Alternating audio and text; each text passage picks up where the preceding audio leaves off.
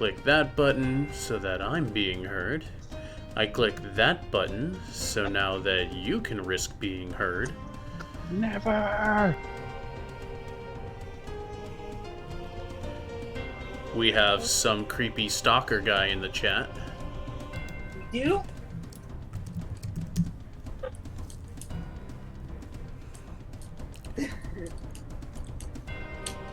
Yes, that's right. I don't think I can get that achievement again, though. But still. There, we got everybody chatting. We're getting those chat numbers up. We got some rookie numbers. We need to pump those numbers up. Big oof. Now, come on, show me. God damn.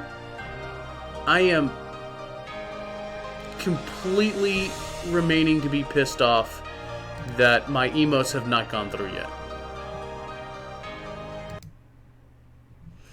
It's okay. I post all the good emotes. Well, memes, I things. want What? them!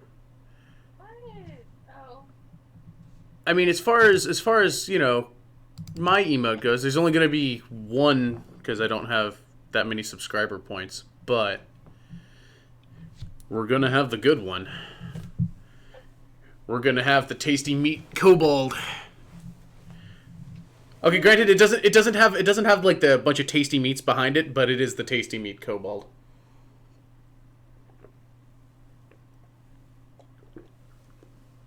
So that's the thing. Okay, hello. Welcome. Or Pokemon emote, and I'm going to crawl through this computer and get to Arizona, burn my ass off while I'm on there, and kick yours. Why? Do it. I want to see him try. Oh, please. It'd be too easy. You know what? What?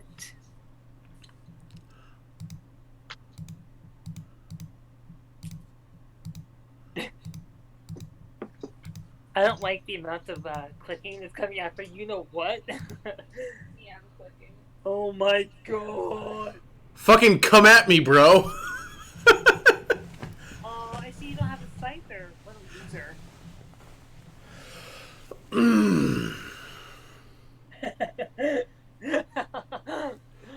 Oh, wow. 3 months. 3 months. And 3 I will months? make him regret everything. Oh. That's such a long time. You're so I know. And the sad is it seems like it might take that long. I don't know.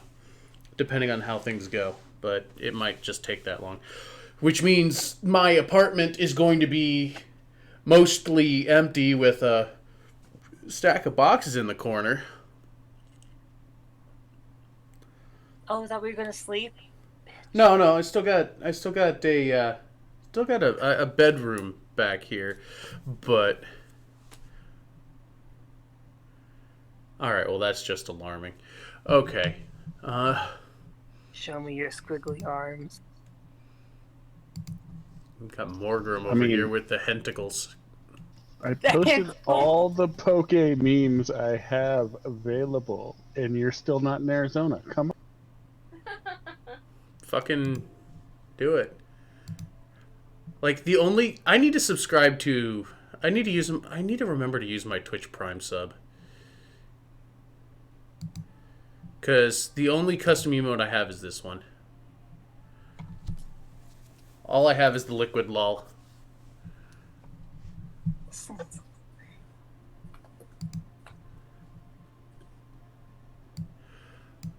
Okay.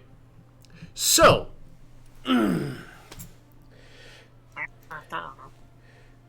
Where we left off. You know what? Fuck you. Why don't you tell us what happened last time? Okay, well, Rebo was a shining gold star and totally won everything over. Gale almost died, loser, and was brought back by Rebo several times, not 7 times, several. Scotty kind of danced around everyone, which was smart because she dies too easily. Oh, she did that one really cool trick where she pushed the orc into the spirit guardian. That was like they got fucked. And Robo again, shine like a star. Only died once.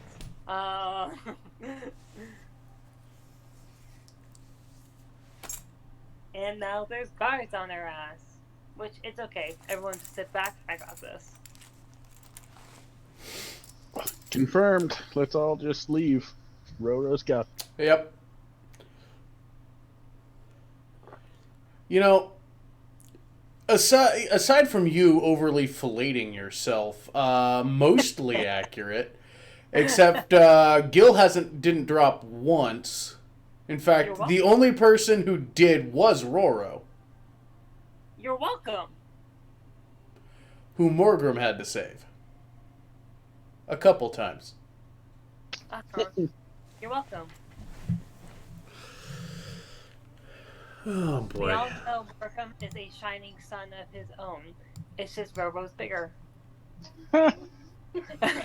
Yeah.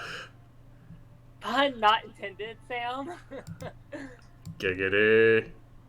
Oh my god. I'm leaving. That's fine.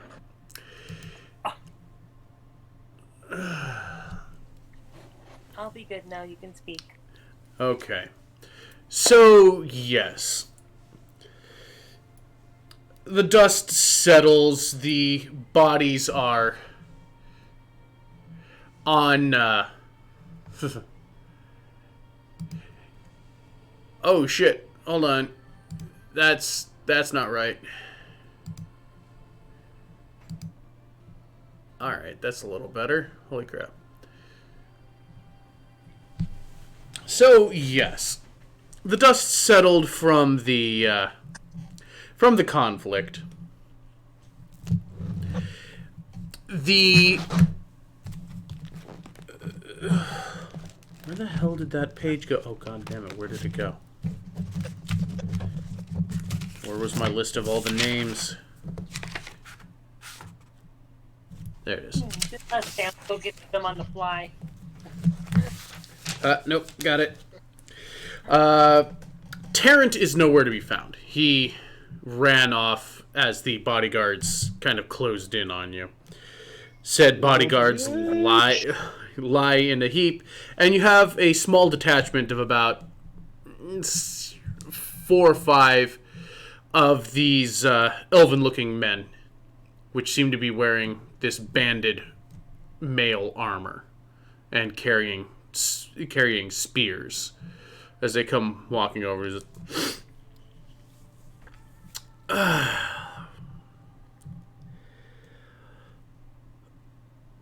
Right. Could you please explain to me what caused... In fact, let's just... If you, ladies and gentlemen, would care to allow us to escort you to a place where we could speak in private. Oh my gosh, I'm so glad you guys are here.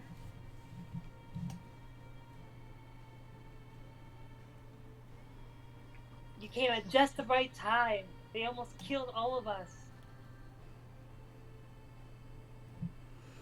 I mean, that just sounds like you're under arrest. Morgan Moronic did tracked.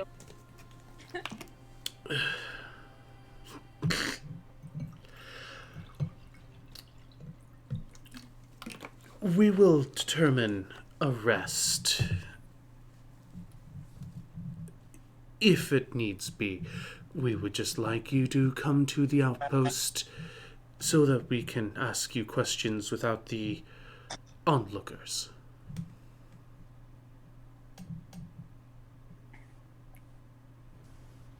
Well, I mean, the onlookers were here the whole time. You might want to get there in their side of it, but I can tell you that little snivelly bitch that ran away just didn't want to keep his word. We have some individuals looking into asking the crowd, but I would like for the safety of yourself and others, if you could accompany us to more secure grounds. That mean we're under arrest, Mr. Officer? Hair twirl. Oh God, he went full Becky. Oh God.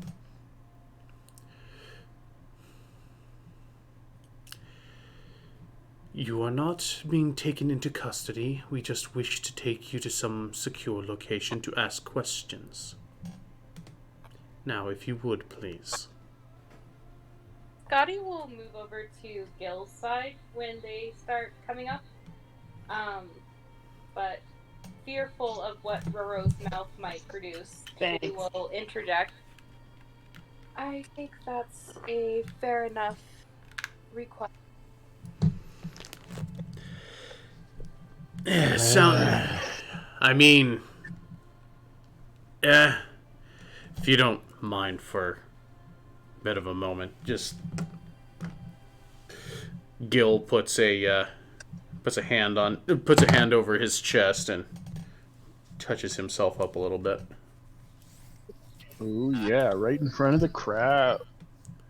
He's just rubbing at his shoulders. Just, all right, let's go.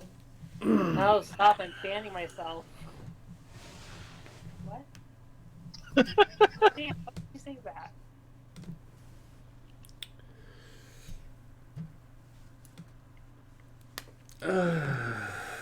Fucking people.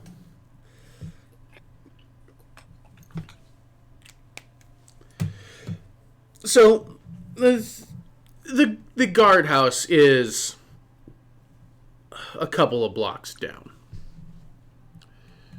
A couple of blocks down, and they're just now showing up. Well, there were guards posted around the area of the event. Were they taking a nap? You don't know. You were too busy getting your face beat by orcs. I don't think I like your tone. Hey, you don't have to. That's true. So, you're taken there where the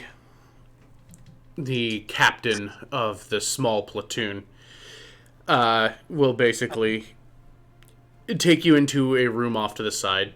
Seems to be equivalent to like a basically a small meeting room. Kind of got a long table, several seats.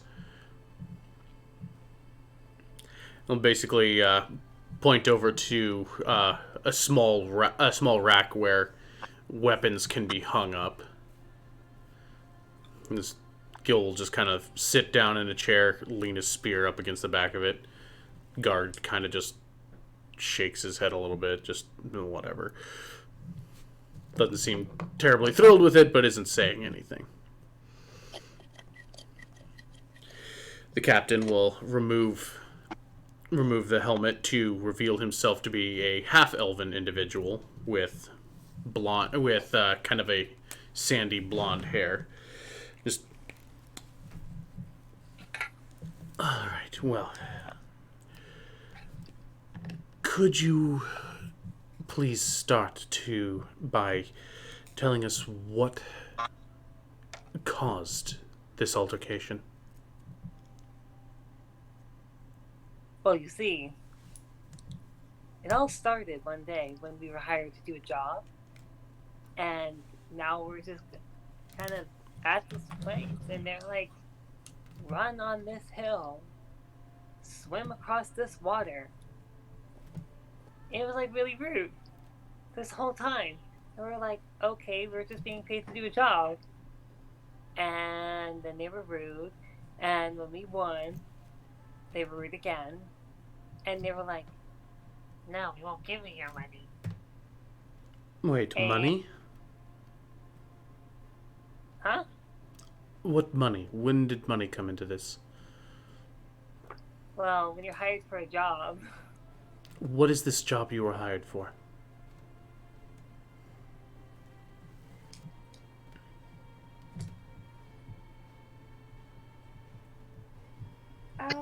I believe my friend here is a little confused. Gotta get our story straight. He kind of looks between Scotty and Roro. Then perhaps do you have the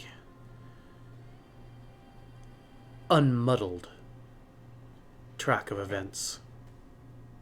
Scotty will blush purple and kind of give a sideways glance to Roro. Shit, I spoke up. I will try. We all have had a long day. It's really simple, and you can check with the such and such in. We are just taking odd jobs to make some money so we can move on. We were hired to work in this obstacle course against the man who was running it and the team he'd put together. I suppose such kind of like entertainment. But we won, and he had sour grapes about it. He didn't want to allow us our win, and without our win, go back and complete our job. See, exactly what I said. He'll just kind of give you a sideways glance.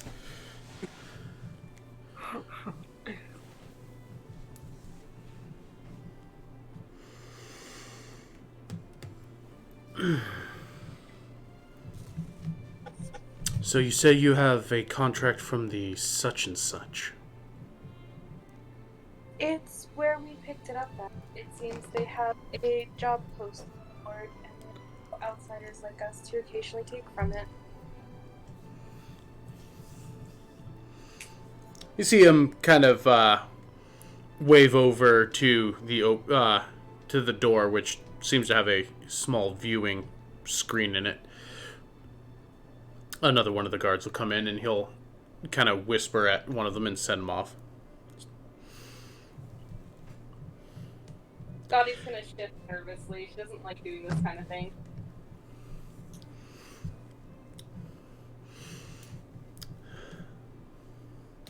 So that is why you...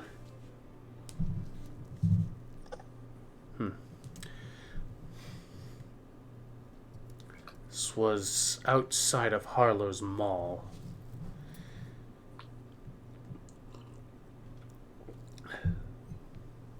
And you say that you have a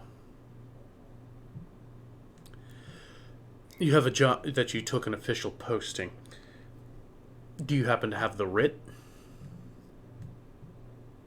She'll glance to Roro. Oh, I do, I think. Wait, I have the written, right? Who last had the information folder? I'm pretty sure that was me. Actually, Are you sure? No, I think Scotty had it. She presented it before they had headed out to do this. Oh, Robo did the last job. He was the one who had that one.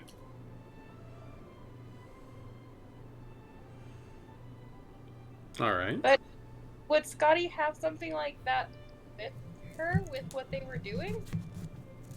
I don't know. Would Scotty have something like that with her? Well, she's learned to keep her thing with her at all times. So I'm gonna go with yes. Okay.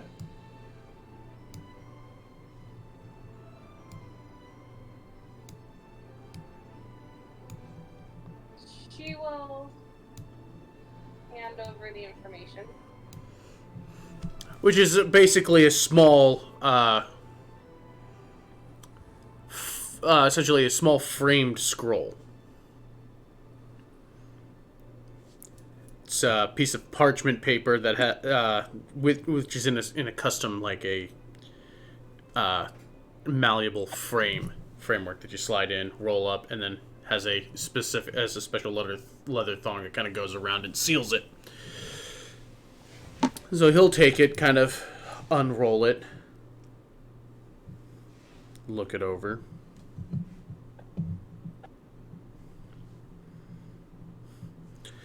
I'm gonna hold on to this for just a moment. We'll give it back to you once you leave. But I do need this. He'll kind of wave over and have an assistant have another one of the guards kind of take it into the other rooms. We'll have that returned. We'll have that returned to you once you leave. I'm sorry, but it seems a bit inappropriate to be taking our things not under arrest. We're simply confirming its authenticity. With who? With someone who is familiar with these contracts. And who would that be? Are you taking it to the such and such? No, I'm having one of our investigators look at it. She will frown at the officer, clearly unhappy.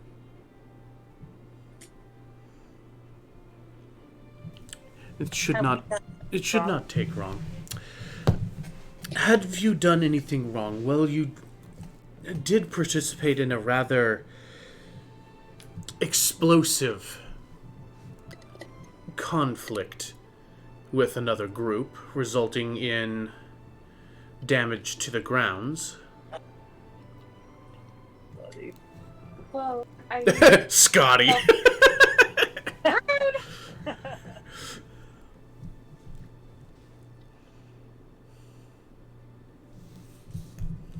What were you saying? well, it was self-defense. Yes, we're aware that that you were acting in defense of yourselves. And to be perfectly fair, as your dwarven friend said, the proprietor, the employer, Tarrant, was not the most palatable of individuals. But we are having our unit ask their questions, standard procedure, and once we are satisfied with our answers, we will proceed from there.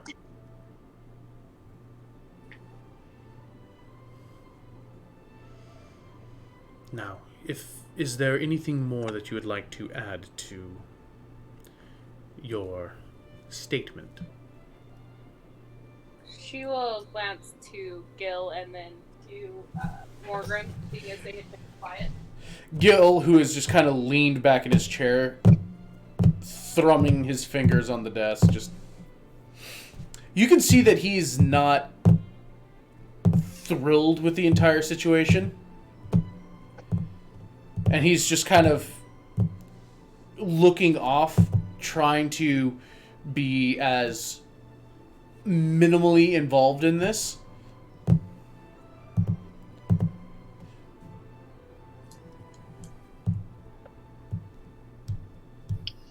There's something I want to add. Yes.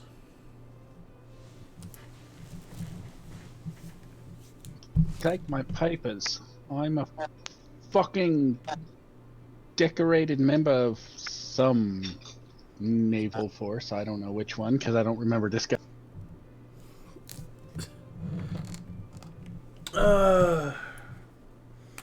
Were you actually just like a merchant? When your background, were you a merchant sailor or were you actually a naval man? I don't know. Well, time to pick a path there, buddy. Were you military or civilian? It was a quartermaster one way or the other. I don't know.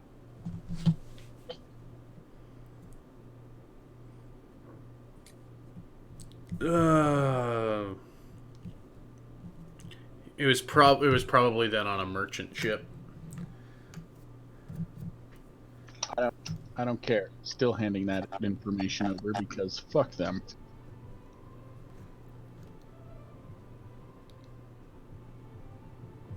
You were part of the naval branch of or the it was the Dam Shield Company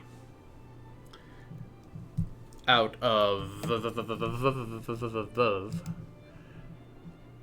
go back to my map. It was out of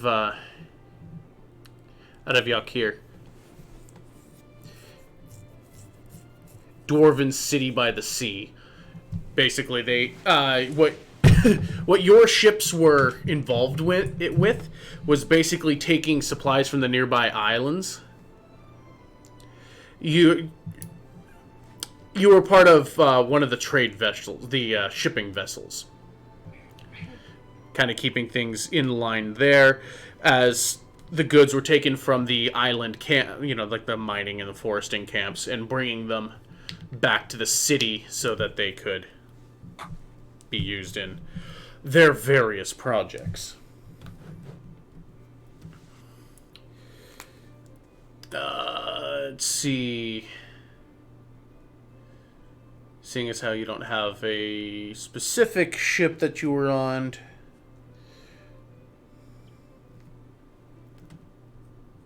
One that was ransacked by pirates.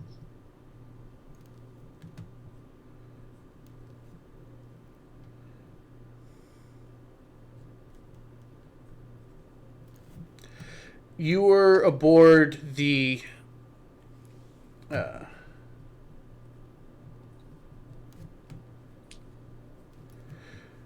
you were the quartermaster of the primary, basically the largest of the ships. It was called Carrick's Helm, captained by Carrick Damshield himself. So the two of you were long since friends. You knew Carrick since he was a boy. Because I can't remember how old that you are. So I can answer that. Old. Yes, I see the number. Yeah, you knew Carrick. You knew Carrick when he was a boy. In fact, you knew Carrick's dad.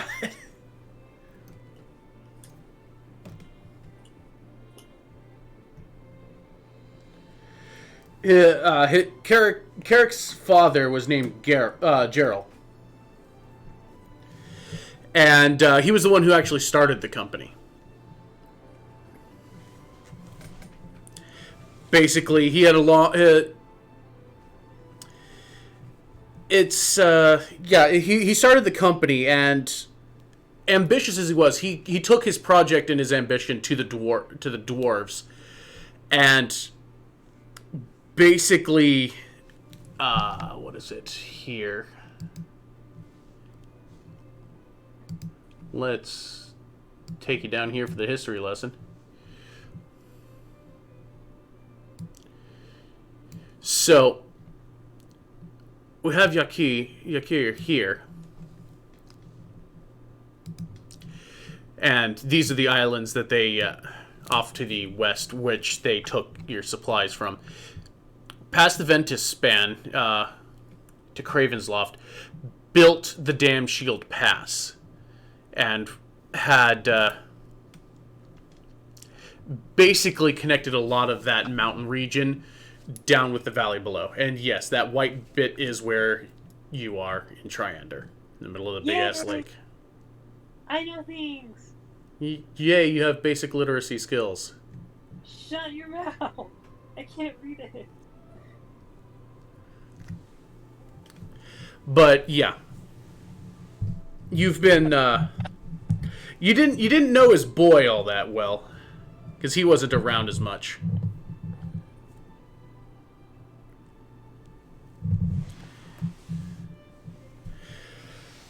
But yeah, you can slap down your papers if you want.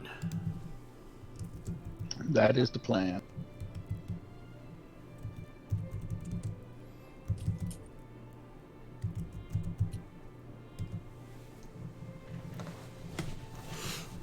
All right, so he'll kind of put those down. He'll kind of take those up and unroll them and just.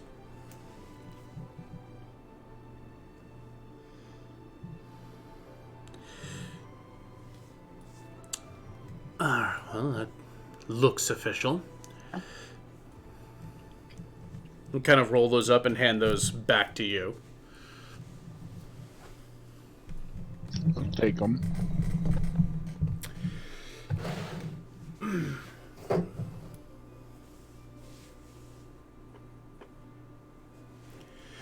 So you're a bit. Kind of get up and stretch because I'm a method actor. And I need to fix my screen. Because I'm a professional.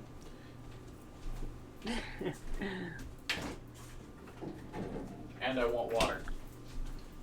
I ran out of apple cider in my cup, and I want plot water. What about Plot's coffee? Not this late at night. And coffee is disgusting, so no. You know what? You are fired. Can't fire me, I'm the one in charge. What you think? Let's see here.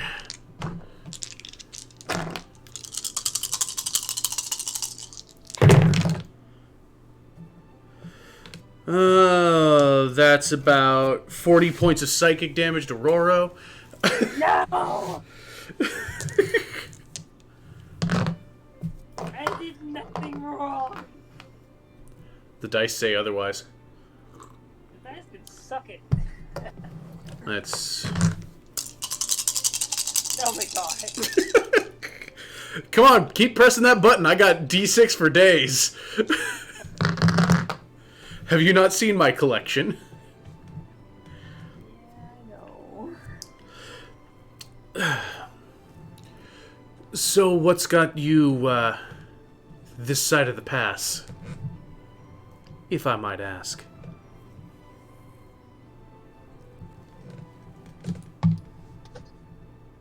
Is that towards the group or Morgram?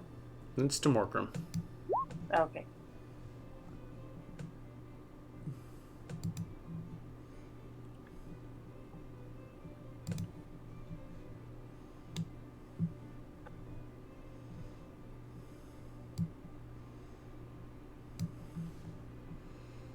Who may or may not actually be here. Yes, I see your post.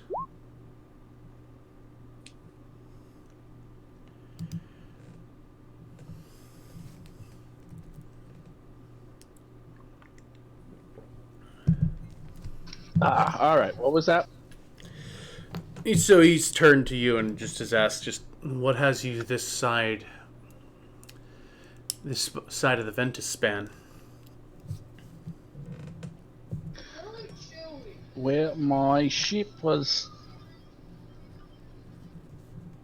assaulted by pirates, and I'm out delivering notice to the next.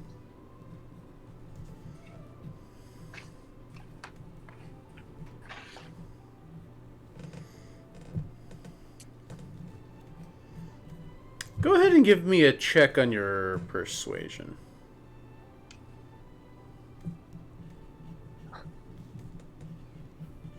Ooh, yeah. Hey, that's all right. That isn't bad.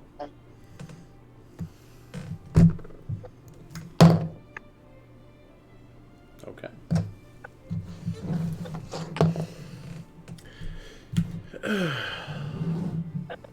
I'll kind of give you nods. Well, I'm sorry to hear of the loss there. He seems to speak with at least what strikes you as a baseline understanding of such a duty of what you're undertaking.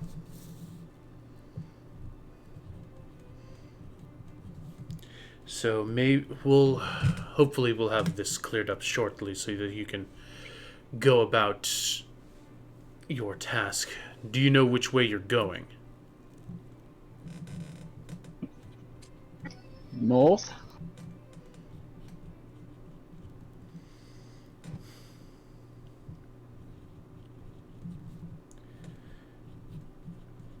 All right, north. Well,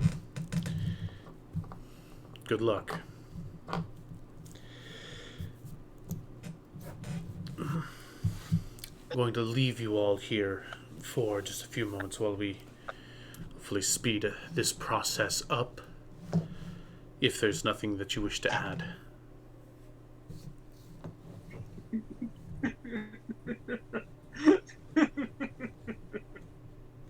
Whatever it is, I urge you to do it. Scotty's already glaring at Roro. Is Roro actually cracking up?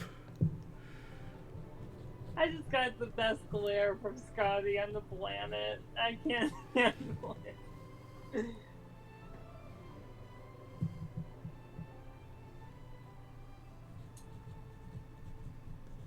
So Roro is barely holding himself together?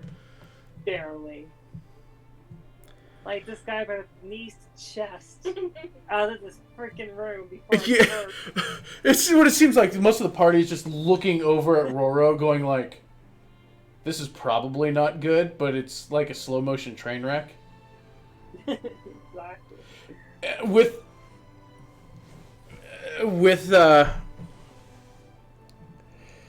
oh dear God. With everyone taking a look at Roro, the guard captain will then, glance over, just, there's something that you have to add. Roro will kind of cover his mouth for a second and gulp. Barely move his fingers out of the way. Nothing at all.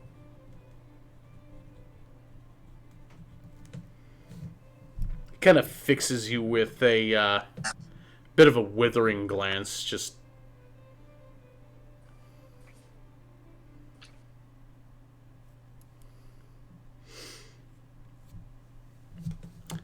Then I will be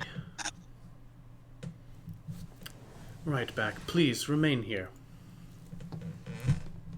He will get up, take his helmet, take his spear from the rack, and exit the room, closing the door behind him. Oh, I'm so glad you left. I almost could not hold that together. What even the hell?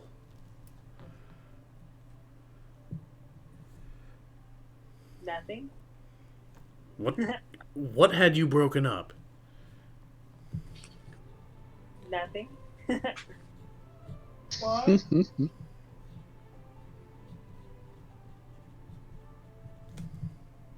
I'm learning, Gilfin.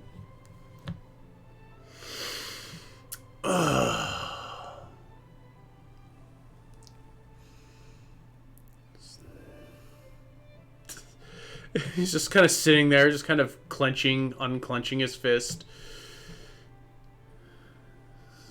Does this look like he really, really wants to hit Roro?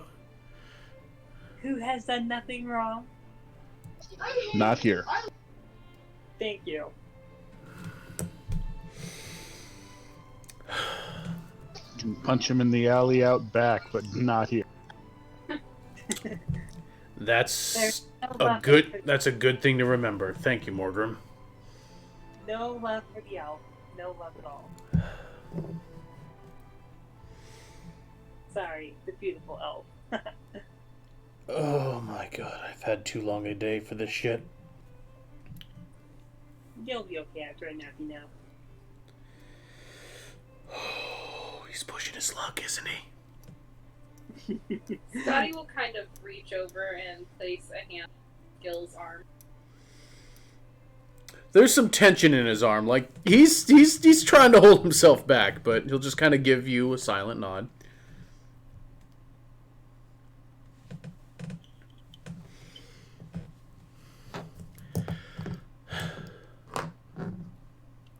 So what do you think about where we're at here?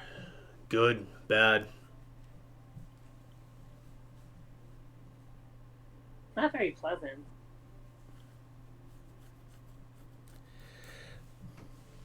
I don't quite like him, but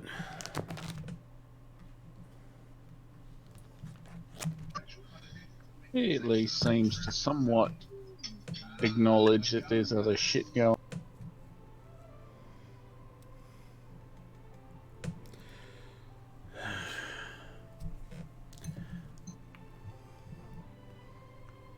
I just want out of here. I want to be done with this. I want to be back on the road. This whole place is starting to make me twitchy.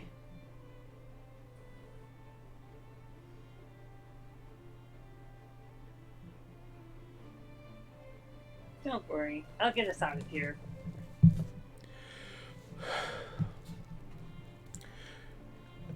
Kind of turn to Morgrim. All right, so what's our plan when Roro gets us arrested?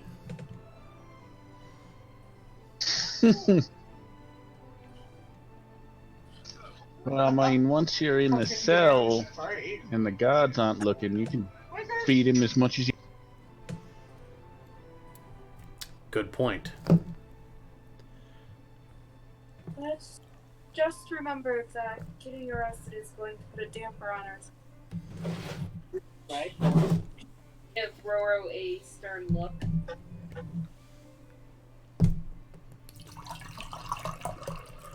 Again, has done nothing thus far to deserve any.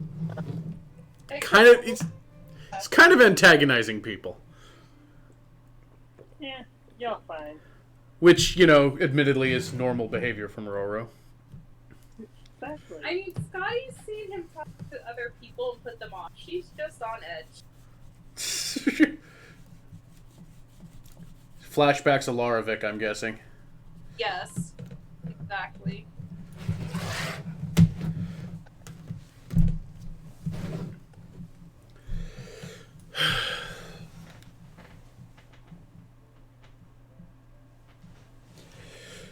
So, a good about 5-10 minutes later goes by, and there'll be another approach at the door, and it seems to be the same captain. Oh, hello, good sir. Welcome back. Welcome back. He kind of keeps gives you this sideways glance. It seems like he's carrying a couple of pieces of parchment, one of which does seem to be the workman's writ, which he will hand back to you. Back to Scotty. You're the one who had it, so yeah, he hands it back to you. Gil, place it back in your bag. All right, well, the writ checks out. I wasn't entirely aware that there was other authorized freelancers in the city. Thought the guilds and asylum had those covered, but it's all official.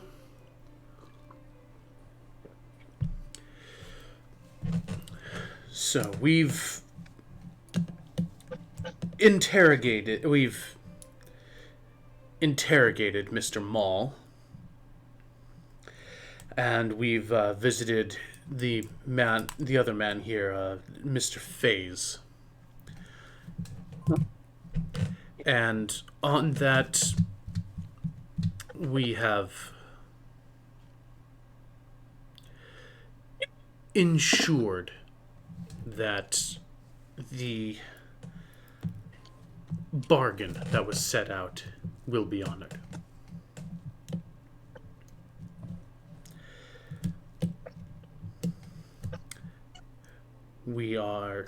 You're free to go and visit Mr. Faze for your reward after we have the matter of damages to cover. You were acting in self-defense, however, you have used destructive magic in a populated area. And for that, For that, fines will be levied upon you for damages and penalty equaling to 100 gold. Scotty will give the guard a look. I'm sorry, but wouldn't it be fair to say that that wouldn't have happened if they hadn't attacked us?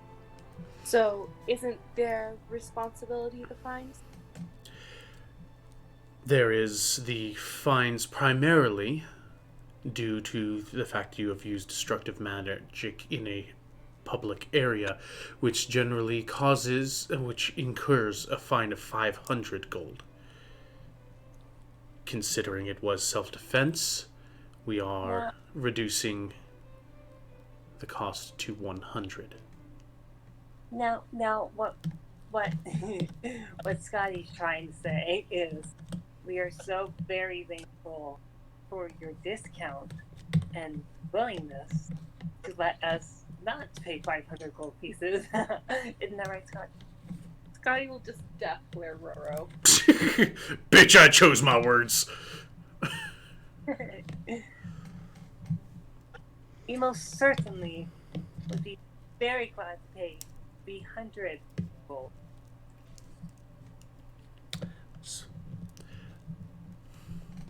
Well, then, he will unfurl the second parchment, which has the documentation there, and he will pull out a quill and ink. Then once you have rendered onto the city the penalty, we will have you sign off as proof of your payment, and you can be on your way. Burrow will reach for the quill, but then hand it to Scotty. Scotty is simmering. She will snatch the quill from Roro, trying not to. There is the matter of coin before you sign. Yes, that is understood. And she will get into her bag to pay the fine. Simmering and irritated with both the captain and Roro. He'll kind of open that up, pour out, double check the amount, give it a nod, and then motion for the pin again. She will sigh impatiently, assuming the guard is pushy, and sign. He'll take it. Yeah, after you're done, he'll take it, kind of look it over, add his signature to the writ, place a seal onto it, and roll it back up. Well, and he will roll it up and then place a seal onto it before placing it away. Well, now that has been taken care of, please do mind the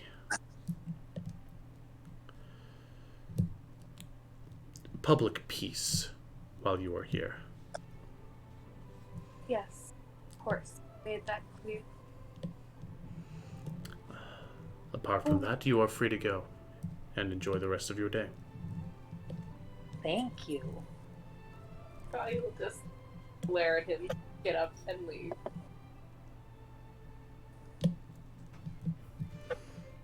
Yeah, it's all. Scotty is almost having to go second at this point, as Gil, as soon as they're able to leave, is just up and gone.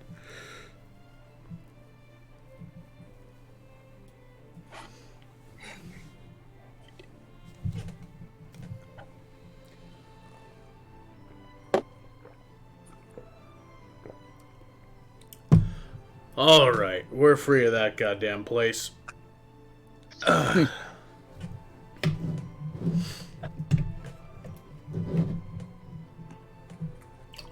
That was fun. Oh yeah, real fucking joy. I'm just saying. There's only two people I can even stomach taking orders from, and that ain't one of them. Well, I'm just saying, of all the places we could have ended up, a gross jail is one of them.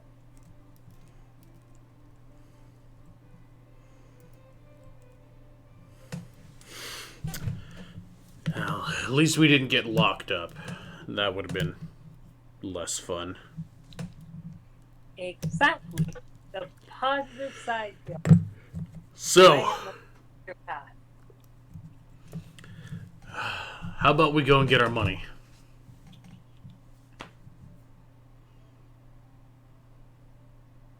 We pay a little, we get a little. Scotty will shoot Roro such a hard glare. Her fists are shaking. Kind of the way of the world, but yeah, might as well. And going into Doji Boy's comment here, foreign currency. No, the currency that would have been a potential issue, except the currency they have came from the currency they have, because they didn't hardly have any at all, did come from within the city. Otherwise, they would have potential. I think a lot of the other currency are in Worlds, which is the Halderai currency.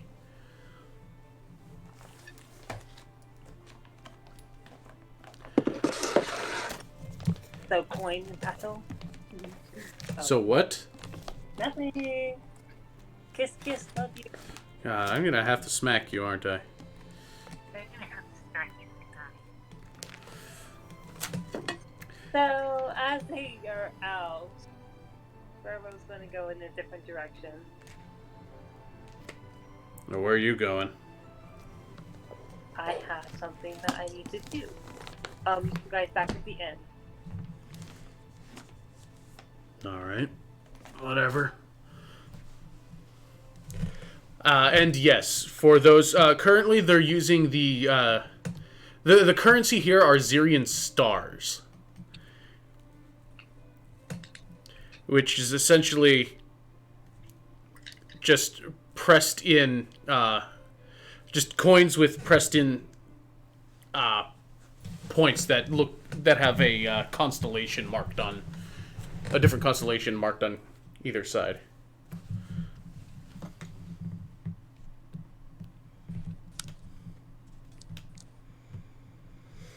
So, for those going back to Phase's little stable, he will indeed pay you the sum of 200 gold for your service.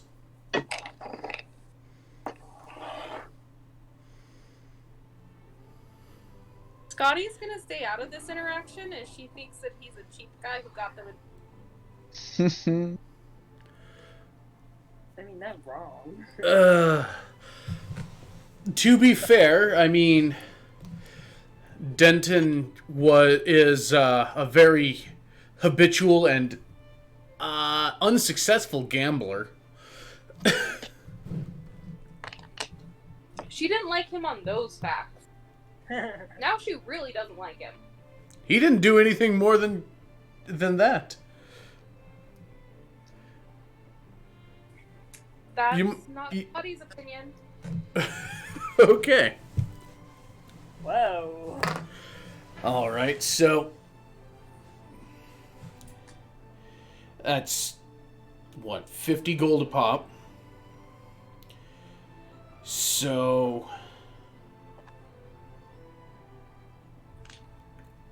I think maybe we should take like 25 each for that. Make sure that Scotty gets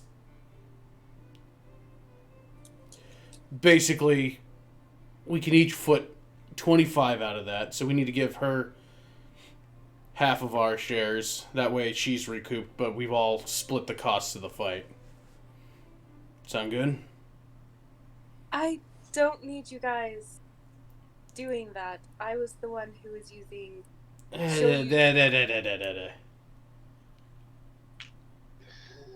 mean, it's all right by me, but Do we have enough still for the transport that we're supposed to be getting on in a couple days or something? Was tomorrow, and yeah, we already paid ahead of time on that. Okay, I forgot. As far as I know. Yes.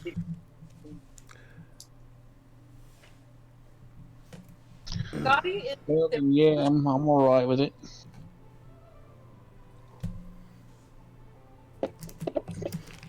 And I will keep Roro's coin.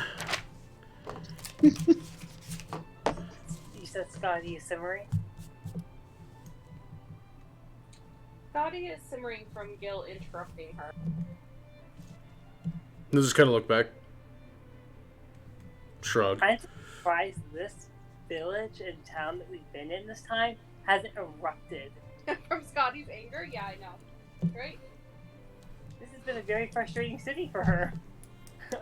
Everything about this whole encounter, this whole campaign has been frustrating for Scotty. Oh, that's cute. Alright. There we go.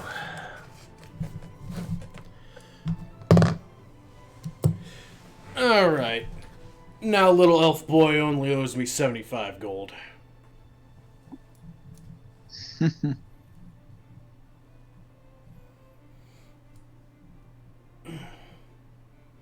So, do we have any place that we want to go before heading back to the inn?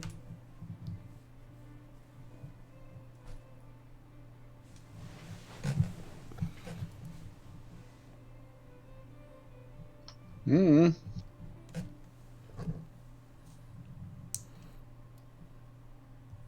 I mean, we're on this place. We're on this side of the island. Or city, whatever.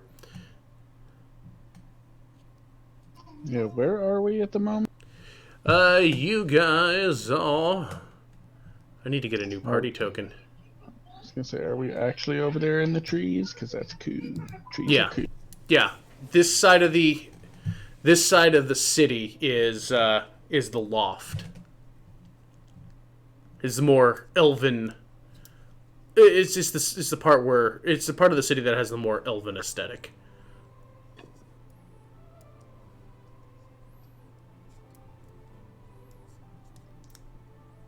Kind of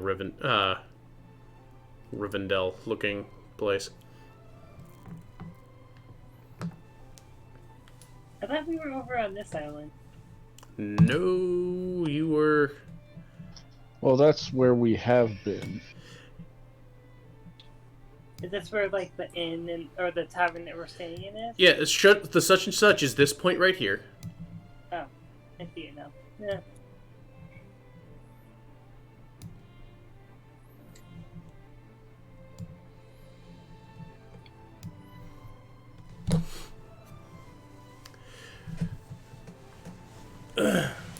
Otherwise, I'm keen to go and relax a little bit, get a few drinks in me, and wait till morning.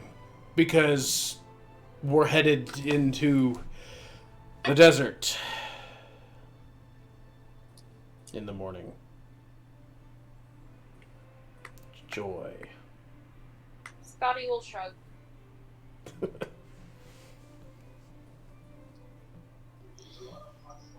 Well, I'm not gonna have an issue going and relaxing a bit. We just, I need to get the hell out of this place.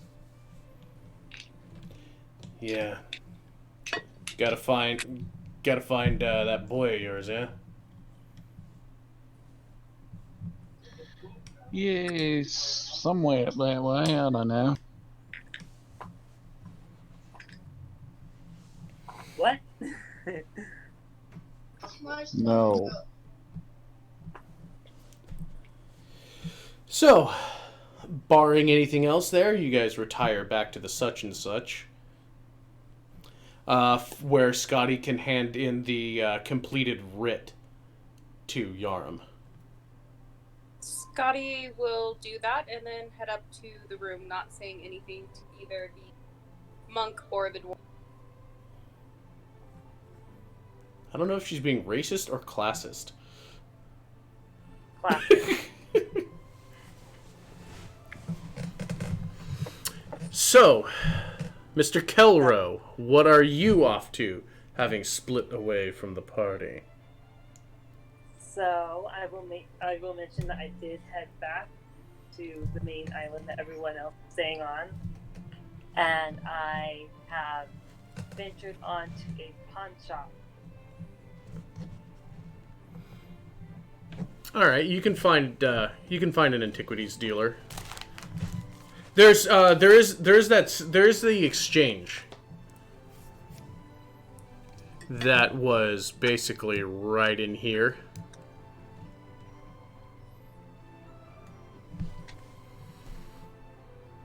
Essentially, yeah. Okay, then that's where I went. Okay. And before I walk in, I will stop on the outside, kind of a little bit, maybe like around the corner in an alley-ish kind of way, and I will pull out the beer that I have been holding, and will kind of just take it in a little bit more, feeling out the engravings along the edges and everything like that. And then I will put it back into my bag and walk into the thing. Well, again, there's the shop proprietor, a halfling gentleman. He's kind of currently got a jeweler's loop in his eye, looking over a couple of what look to be rubies. Sees you come in. Just,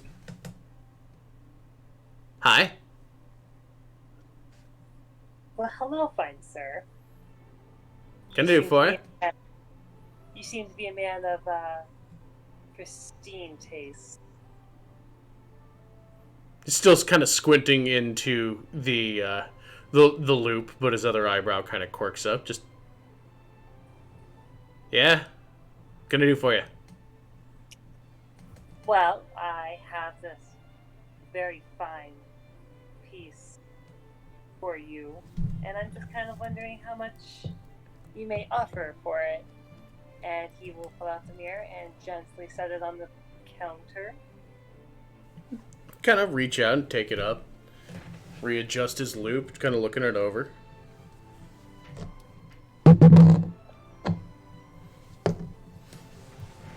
Yeah.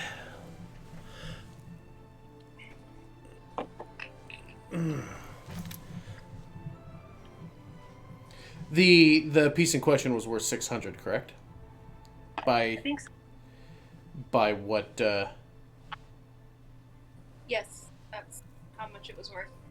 Yep, 6, 6, and 12. That's what they were worth.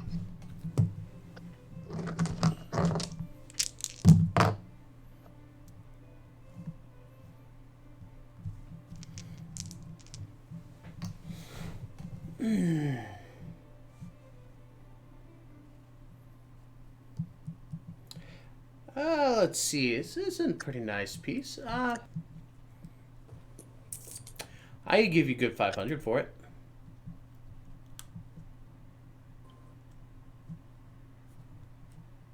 Take it off your hands. Got good etching on it.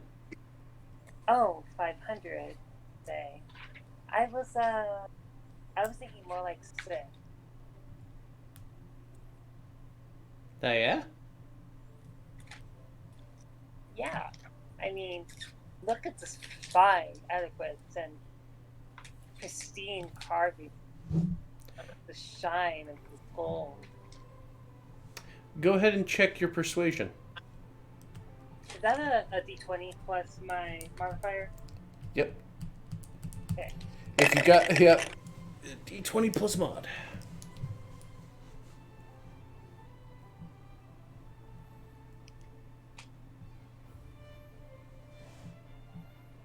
I don't like that silence.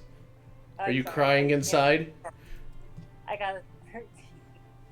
13?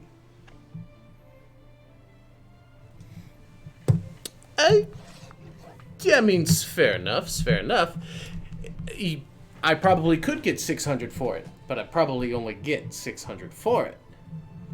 So I need to be able to turn a bit of a profit on such a thing, yeah? Unless... You said you got a 13? Unless you dress it properly and possibly put it in a fine case, you can get at least 7 for it yourself. Giving me 600 will eventually just make you 100 more. What do you say? I say I've got a pretty keen eye on these things, and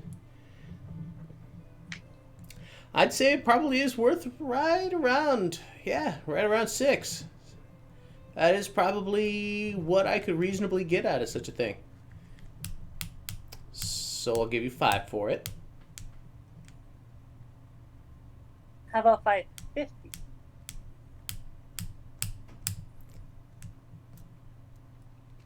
Kind of mulls it around in his head a little bit. He's like, still thinking 5. Gives me a nice profit because I got to take all the time and no. You know how these things work. Oh, I do. I really do. Yeah, it's time, it's effort. It's the profit on this is going to be a little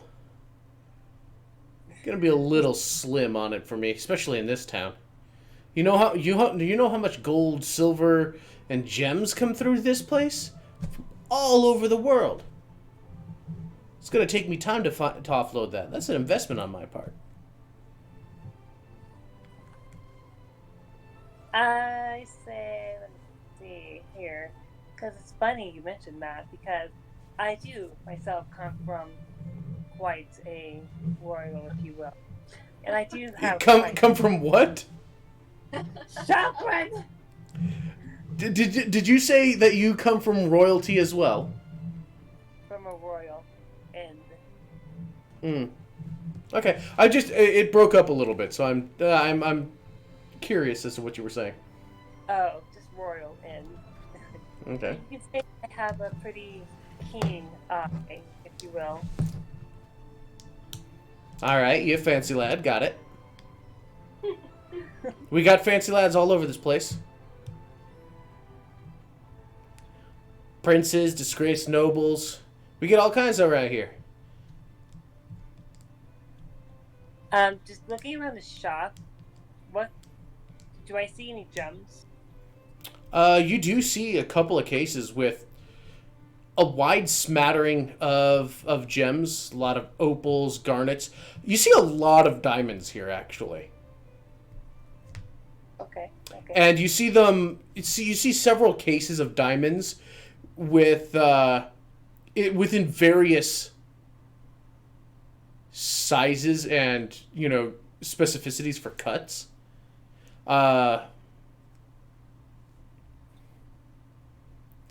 You see, it's got a sign on it that says the Clarist's Case.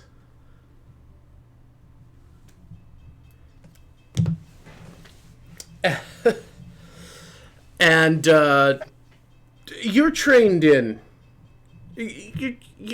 you're trained in Arcana, aren't you? Actually, let me just check. Yay, nay. Fuck it, you're a bard. What is your skill in Arcana? 0. You have a literal 0? For my Arcana skill, yeah. How is that actually possible? Oh You my God. is int your dump stat? Is that what's going on here?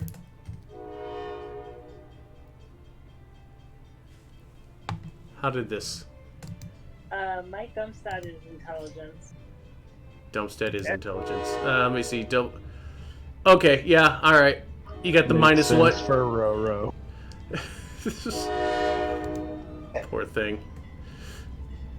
He wonders why his brother was taking over the business. Shut up!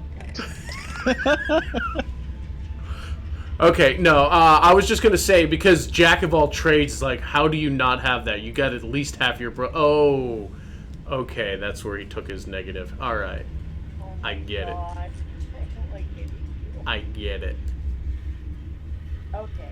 So you know what? In that case, because you have a passive of 10, go ahead and roll Arcana for me. You want me to do that through D20? Or You roll. 20? I have an extra pair. I have an extra pair of eyes on you, and yeah, we're. Besides, you got a pretty lousy poker face. If you roll poorly, I'm gonna hear about it. So that's just a D20 again? Yeah, just straight up D20, no modifier. I got a 12. 12. All right. Just as you're glancing over the Clarist's case, it seems to be they seem to be grouped in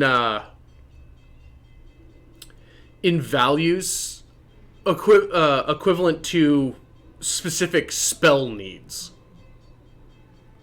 The lower end is like, hey, there's about, half a dozen, there's like about a dozen, 2 dozen diamonds in this lower case that seem to be, smaller or in small clusters. Whereas going down the case, they're, more elaborately carved, larger gems. And it seems to be those for focusing of specific spells. This is a town of adventurers. We know that everybody wants diamonds. That's how you resurrect your stupid people. River will kind of lean forward and rest his elbows on the counter and rest his chin on his hands. So let's try to make a deal of this then. I trust maybe you have some amber laying around. Yeah, get some of that here and there. I could check for you. Great, why don't you go ahead and do that?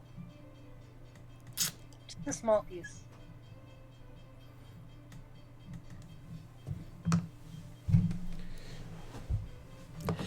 Hey, Chuck.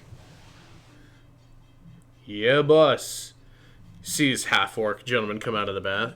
Oh, God. I've had enough of orcs right now, thank you. This is a half-orc. Whatever. Do you say... Ro, do you have to make a wisdom check? Or is Roro behaving himself right now? All the bad things, as usual. Give me a good old check on your wisdom. Straight up check. Okay.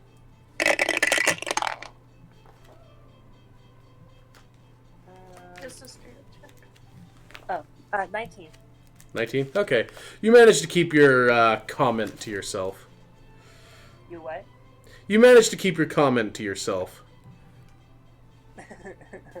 Oh, good.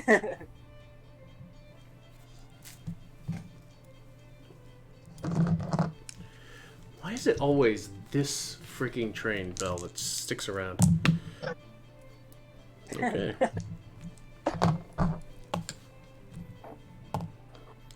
So he will call. He'll have his guy go back and check for Amber.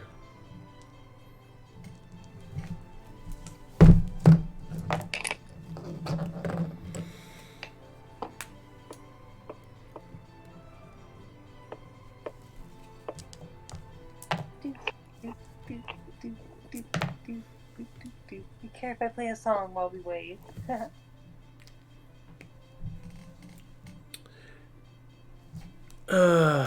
So it's about like 3-4 minutes.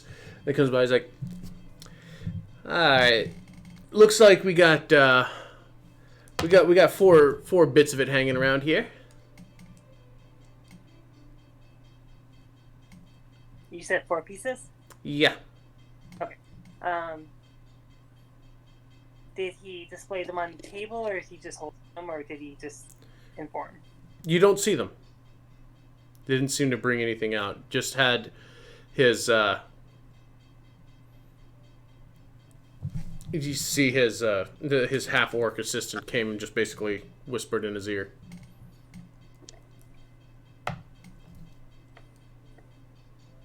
Huh. Would you like to tell your assistant to possibly just bring a small one so I can see it? Are you buying? Possibly. Looks like we've got them in worths of 80, 30, 50, and 60. Huh, really? Hmm? Well, then let's make a deal. How about this gorgeous, pristine mirror for 500 plus a small bit of amber?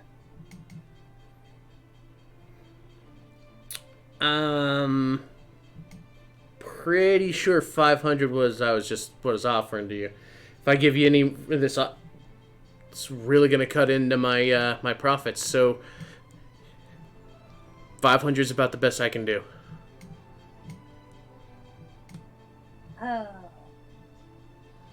I suppose. Then I will take the 500, as well as buy a small piece of amber.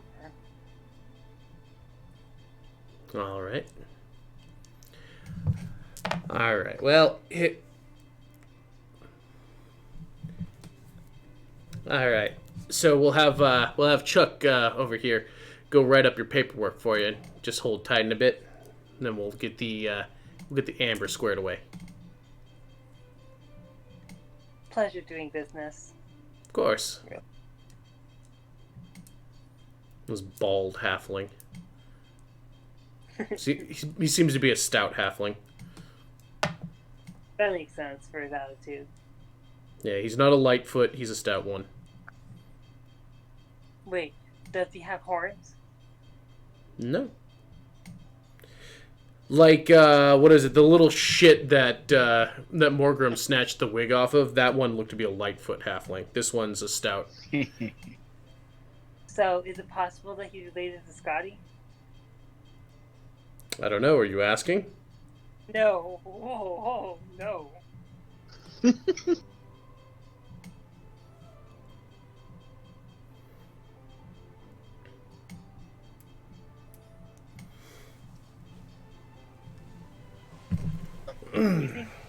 You think I'm dumb?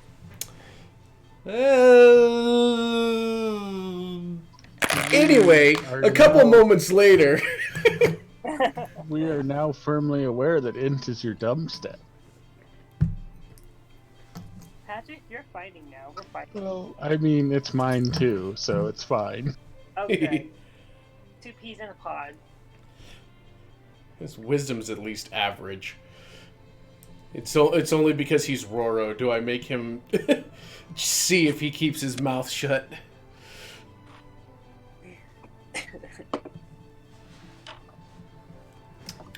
So, a couple moments later, you have the paperwork signed. And, yeah. Down 1 mirror and up 500 gold. After that's done, the halfling will kind of come up with a small case that has the 4 pieces of amber lined up neatly displayed within it. It's, kind of basically kind of if you took the remote control remote controls here, it's half decent box, about maybe a couple of inches deep, about 6 inches long. Looks to be a nice little portable display case with 4 pieces of amber in it. Great. How much did you say those were? We got 80, 40, 50, and 60 gold worth. How much would you say the 41? How big would you say that is? It's probably somewhere roughly the size of kind of like a smasher marble. Like a what? Like like a large marble. Oh. Okay. Basically the ones that you attack the smaller marbles with. Right, okay. That makes sense. Then Robo will gently points to the one that's 40. That would be perfect. All right. Go ahead and pay Chuck, and I'll get this here. You want this? I can give you a little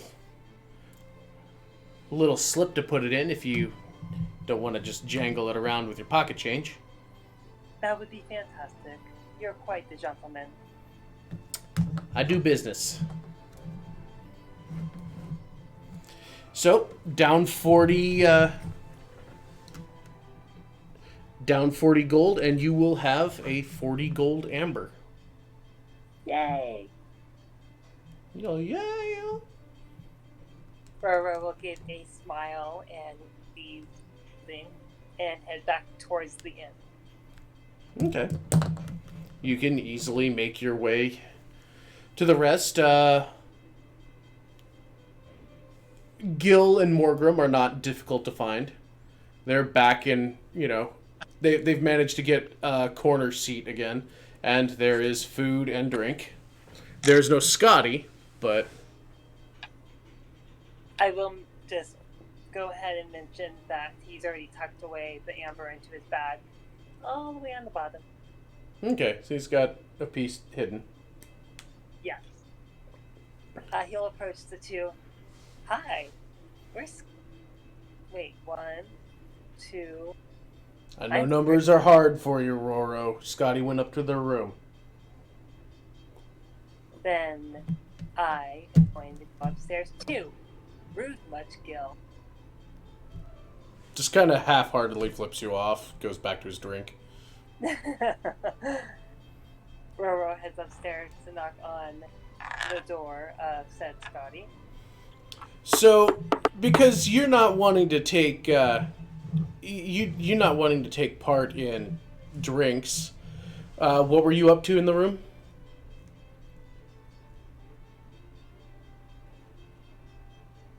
What's the question?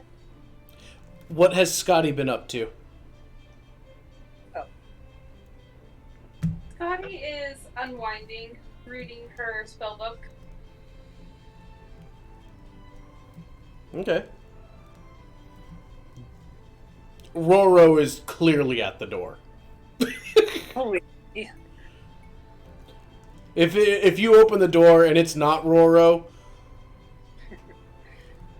there's problems. I have to roll to see if she knows that it is her. Considering you've done this to her a couple of times by now, No. she's. I'll let you know. Int is not her dump stat. Just gonna put that out there to you. I don't think I like this kind of attack. Shh, you're pretty. Thanks. So are you. Oh God. Wait a minute. Oh God.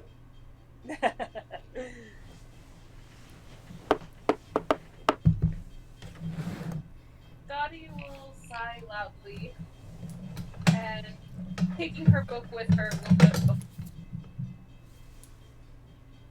Hi, buddy. Hello, Roro. I have a gift for you. I don't understand, Roro. Well, normally gifts are things that you buy for someone and give it to them, like a surprise to make them feel better. She'll give him a confused look, kind of glance at the hallway outside the room. Alright, well, why don't you come in and we can discuss it? Thanks. You want me to braid your hair again? She will smile at the memory of the drift. I suppose I wouldn't mind. Great. Sit down. Sit down. Alright, she will sit for Roro. Wow, such a good one. She. I hope you're not saying that in character. Out of character. Why would Roro say that? Why does Roro say anything, really?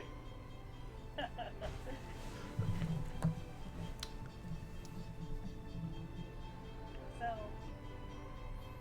my gift to you. Roro will reach into his pocket, or his bag, wherever he put it. And he'll pull out 470 pieces. Roro, what are you doing?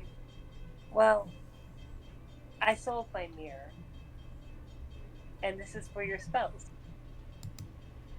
No givesy backsies. She will shove the bag into his chest, not kindly. I'm not taking any coin. Uh-huh. That sounds an awful like a yes. I don't need yours or Gil's charity. It's not charity. Charity would be you on a corner with dirt all over your face holding you cup. That is charity. This is a gift. There is no reason for this gift, and I am not accepting it. Now take it back. Can I roll like an intimidation or something? Um, Can I roll persuasion? you see, here's the thing. This is the sort of thing that I don't generally like forcing characters one way or the other. Let me roll. This is the kind of PvP that I'm not going to have you solve via a roll. You made Scotty roll when she was trying to understand the whole spellbook thing when Roro just shows up with a random spellbook, and then I had to play dumb about it. Whoa. I don't recall this. Neither do I. That was not player versus player. Of course it wasn't. It wasn't. You were trying to understand a book. I don't recall it. I understand my own mind. I was in Vermont right now. It's not safer here, I guarantee you.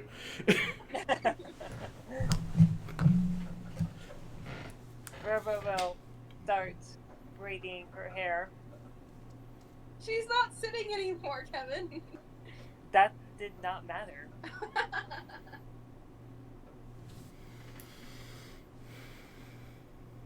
Come on, sit down. It's easier to do this if you're sitting. I will sit down once you put that money away. I'm not taking it. Robo will get up, put it into the nightstand drawer. It's away.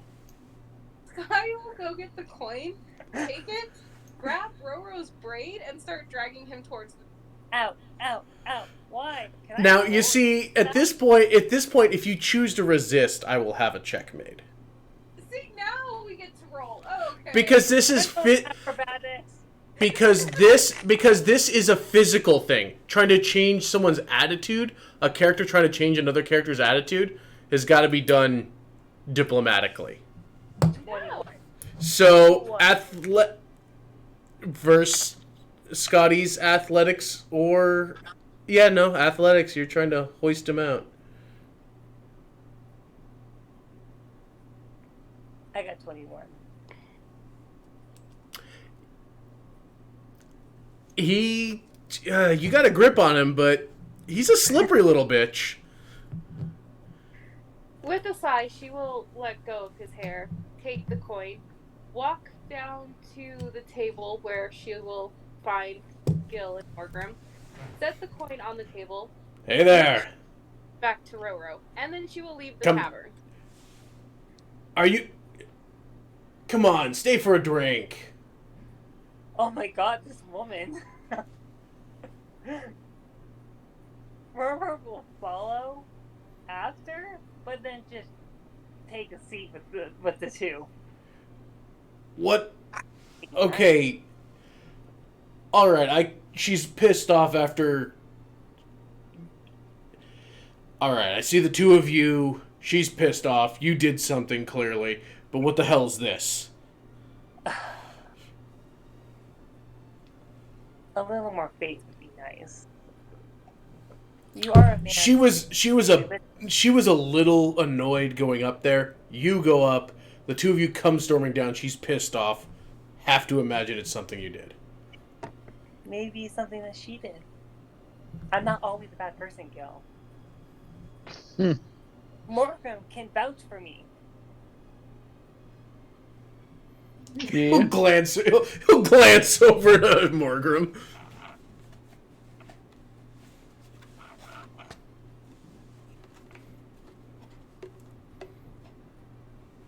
But Mm-hmm. So do tell me I- about your insight into his psyche.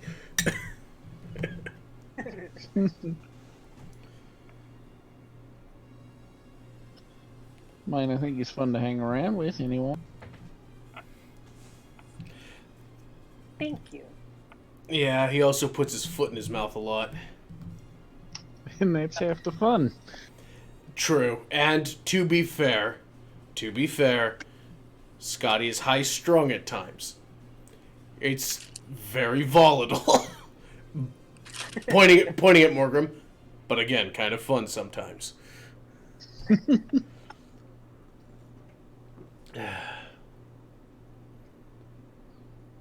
I'm just saying I did something really nice. And that's very, very hard for me to do. I mean, I'll agree with that it's hard for you to do something nice on but what happened? I mean, what was the something nice that you tried to do? I obtained a bit of gold, and I felt bad that Scotty had to pay 100 of hers to get us out. And we all know that's for her spellbook fund. And so I thought I would make it up a little bit. Oh, we already took we already basically divvied the share from the job to equally cover the cost of the fines.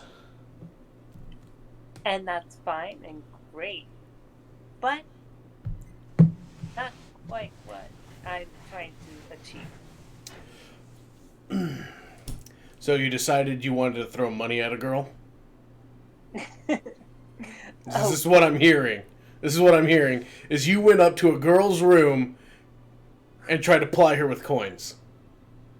Well, I can only assume that you have the experience in this. So wouldn't you have, well, I'll give you this coin upon request? Because that's not what happened.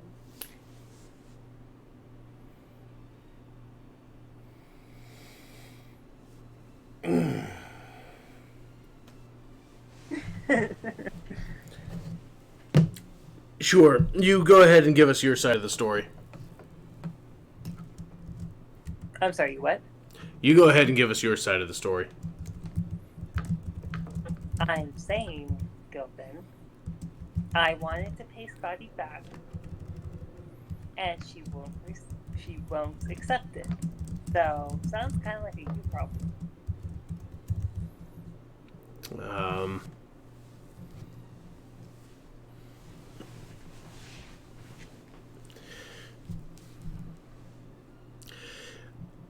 Yeah.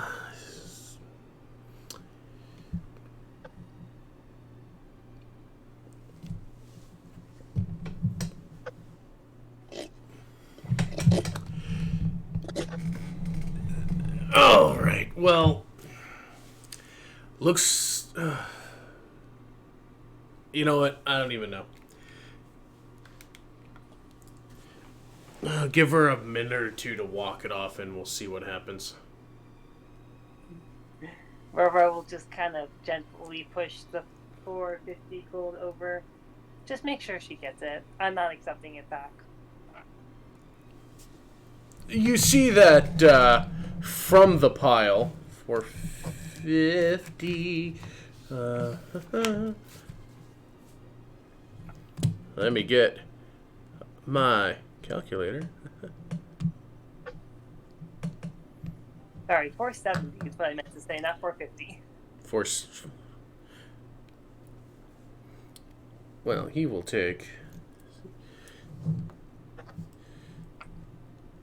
Wait, you said there was 470 there? Yeah. All right. There's a pile of 395 in there where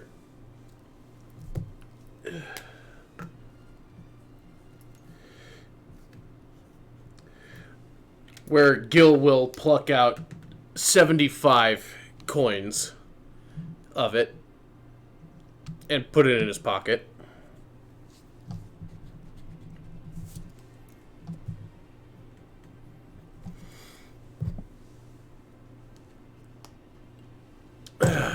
You might want to pick that up, Aurora, because otherwise it's going away.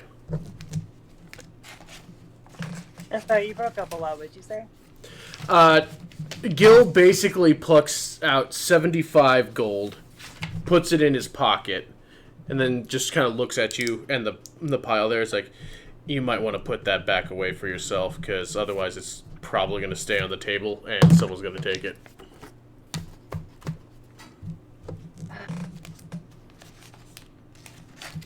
She's not going to take your money, Roro. And I'm not going to force it on her. However, you and I are now squared up. Me what? Said, you and I are now squared up, so he'll raise a drink to you. Roro will roll his eyes, ignore the drink, shove the rest back into his bag. And So you have 395 gold from that. And Gil's paid off, so he's happy about that. He will roll his eyes and go up to his room.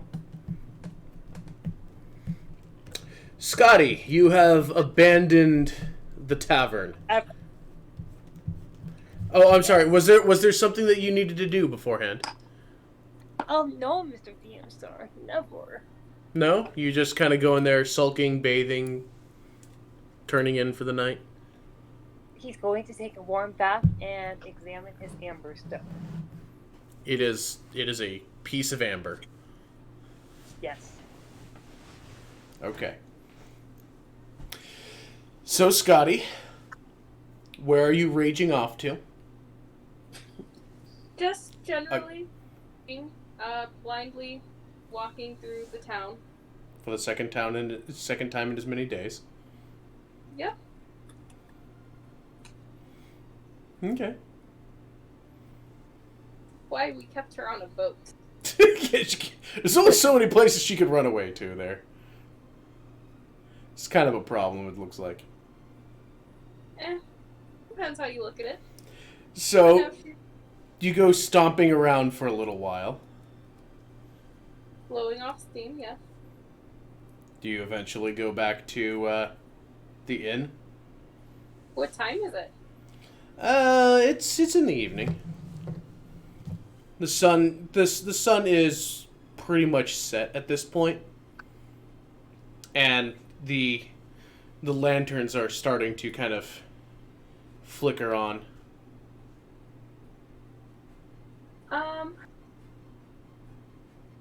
She'll walk about until it's good and dark. I mean,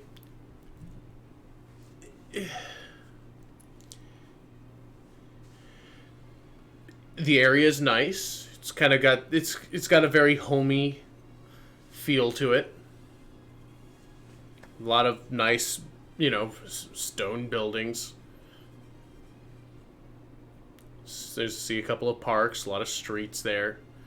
Not much of the way of homes so much. There are seemingly some here and there, but a lot of them have their own placards, basically denoting various guild companies, either those belonging to the adventuring guilds, some of the artisan guilds, etc. Go ahead and roll perception. Okay.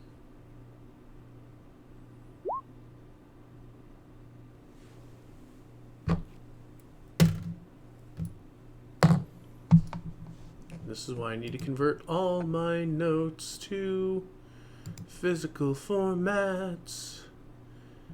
Because I kind of suck navigating these trees.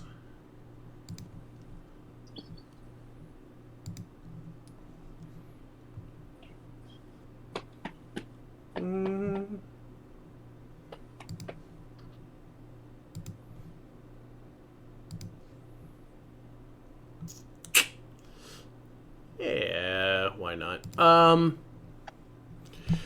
You're wandering around, and you know there's there's a good variety of people that wander this area. You think you see a couple of one or two people kind of skimming the edges of the lamplight, skimming the edges of the upper reaches of the lamplight. Apparently, there's a few people around town with wings and the will to kind of skirt around in them. While you're wandering, you see both the person that you had identified as Tierra, as well as oh god, and I just had the name goddamn pulled up because I am a freaking genius.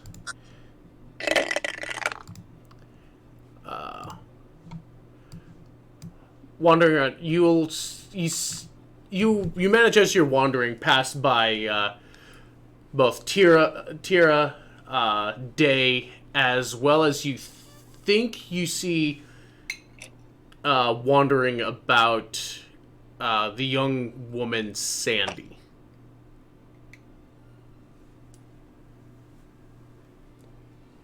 Dottie will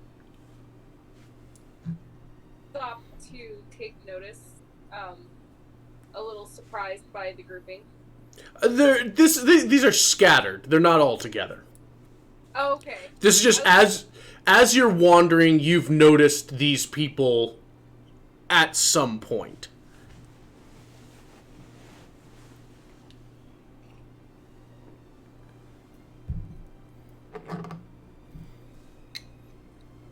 Otherwise, you are not accosted. Not accosted? No one's directly engaging with you, but you do see a couple of people that, you know, have kind of stood out in the last couple of days to you, in one fashion or another. Well, I mean, she's a scary, angry dragon lady. Nobody's stomping through town again. Thankfully, this place is accustomed to people with eccentric characters. Being Scotty, she's not going to bother these people with her presence. Okay, that's fine. Guessing that eventually you blow off steam and return back to the inn? Once it's dark enough that Scotty's decided it's stupid to stay away from the inn much longer, she will head back. Okay. By the time you enter the tavern, I don't know how late Morgrim is going to stay, but a little while later, Gil will probably just give him a nod, take a drink, and head back up to his room. Well, I mean, if Gil's going away, Morgrim has no reason to stay. Unless Morgan wants to go and knocking on Robo's door. What? You never know. It's like a door, but with Robo. Just as good. But yeah, Gil's just like, essentially he goes to turn in, saying that, you know, gonna go to the goddamn desert in the morning. He's gonna get some sleep. Makes sense.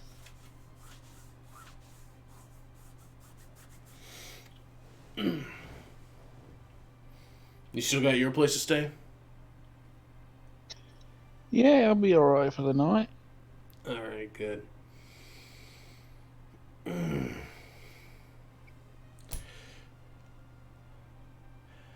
I bet... It's a little bit different from being on a boat, isn't it? Yeah. At least I find some people to keep me entertained. Yeah, it's definitely no. Just gonna Yeah. beat the hell out of doing this all by myself. Yeah, that's for damn sure.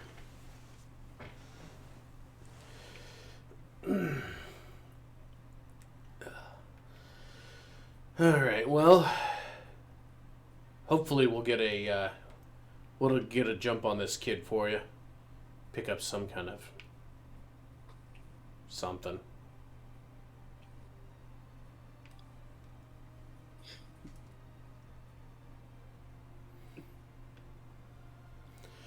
Well, take care of yourself. Get some rest. I think the bird's gonna have us running pretty early in the morning. Yep, good night. Night. What do you do with the rest of your evening, if anything? Probably stick around for like one more drink, and if nobody turns up, then he will go back to the domicile. Roro's taking a good soak. Now's the chance. Uh-huh. Someone keeps making fun of his beard, though. You know, I can close my eyes. It's not like you'd be facing him anyway. That's even better.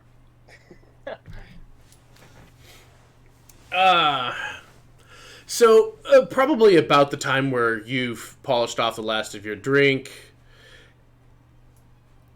you probably would run into Scotty kind of coming back in.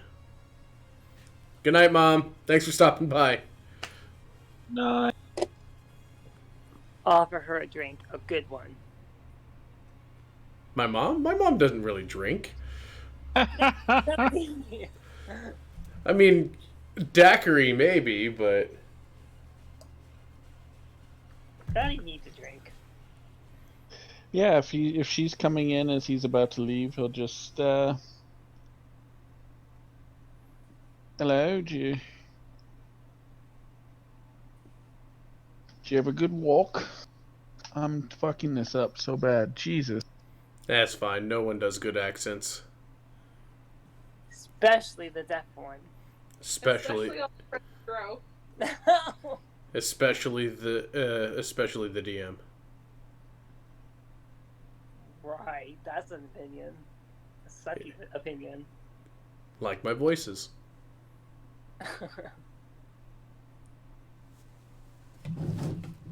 Ooh, fucking Moscato. Yes. Wine of choice right there.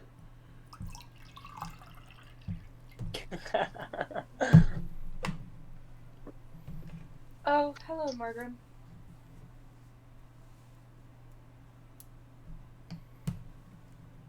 So were you able to walk off your frustrations?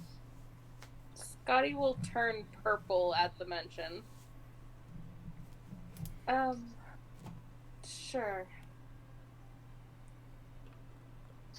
I mean, I don't judge. It helps to go out and clear your head once in a while.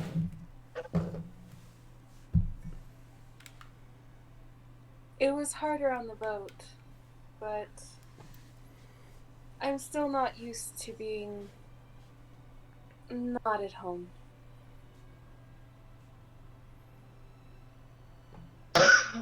Well, I mean, guess that's different for us, because that's where I feel most at home, is on the boat. Scotty will kind of have this knowing smirk. I miss the drift. That makes one of us. Yeah, nothing quite like the sea air to calm. Yes, true. Don't let me hold you up. You. Well, I was just about to go back to lay down, but if you wanted a drink, I wouldn't mind.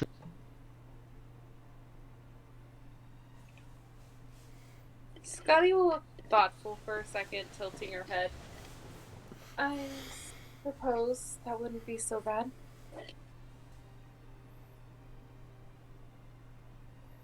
All right. What do you want? What do you drink? Um, whatever you're drinking. Vodka dirty. Sorry, I'm not. DM laughter. DM laughter. Oh god, roll initiative. Laughs in Dungeon Master. I'll have the waifu dragon will be having what the dwarf is having. Okay, cool. She's not a drinker. She doesn't know.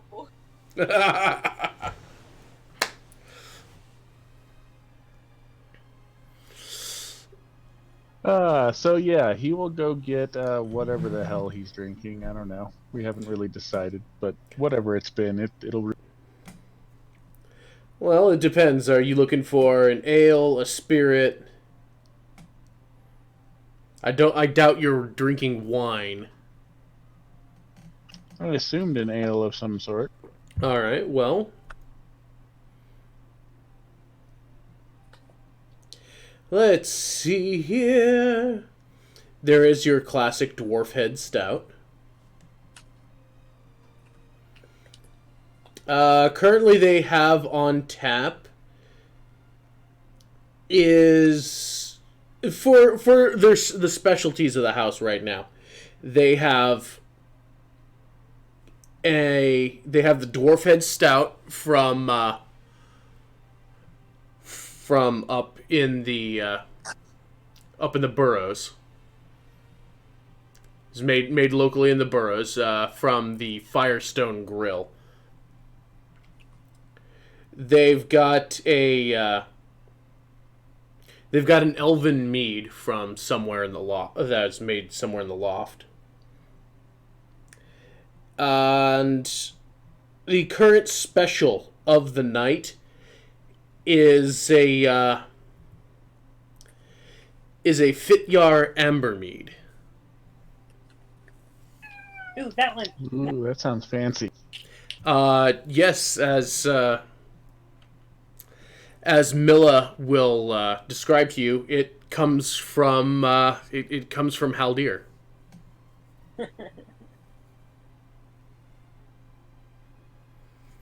That seems appropriate. Let's go with that one. Okay. So that's 2 silver for a flagon for each of you. Sweet. We're gonna say your basic drinks were probably lightly covered for the evening for doing the job for Yarum, so you didn't have to pay for your meal. Nice. Of which there's probably a couple of bits left if Scotty wants anything. No, she's not in the mood to eat. Okay. Fine. So, Fityar Ambermead. I would like you to roll me Constitution saves, please. How many? And yeah, you know what? That was fine. The DC was going to be pretty high for you because you spent your night drinking. So even with your con save. So the mead is not as sweet.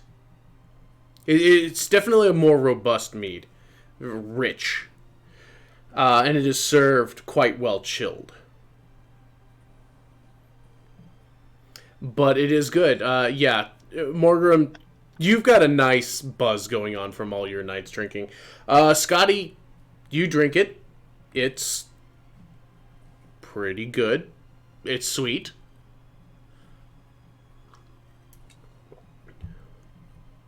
Not overly so, but you take it in stride. You're fine. Scotty can handle alcohol. A little bit.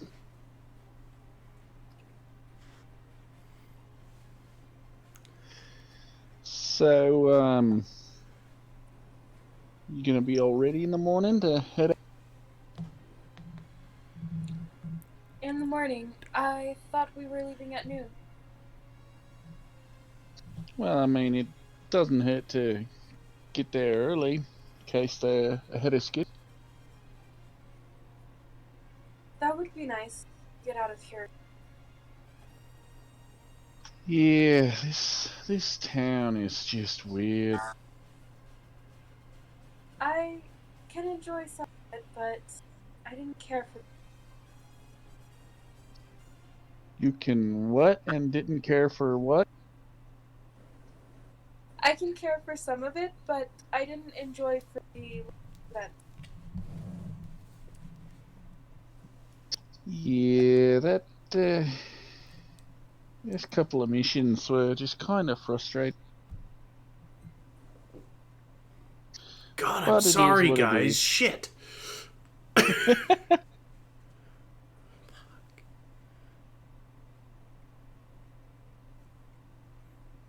I can't say I'm looking forward to.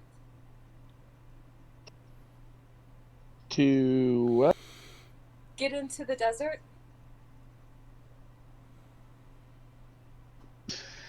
Nah, it's not going to be a lot of fun, I'm sure, but gotta do what you gotta do, right? She'll grimace. I just prefer snow in the valley. Well, I mean, I prefer the sea, but I've got my reasons for going up there, and I'm sure you have yours. She'll nod, kind of play with her cup.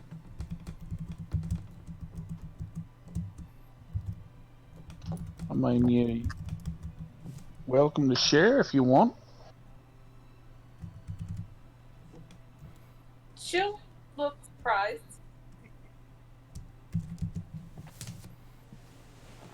I mean, you know, I'm going up there to try and find someone to deliver notice to. Yes. I do remember Gil.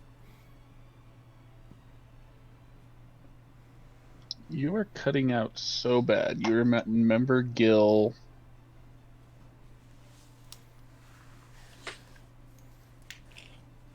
I'm sorry, Discord hates me. Discord hates it. Discord hates everybody. It's true. I hate everybody too. We know. Roro is just full of hate.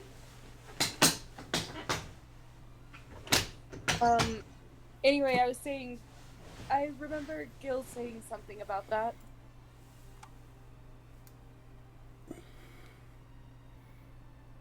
Yeah, well, that's why I'm going.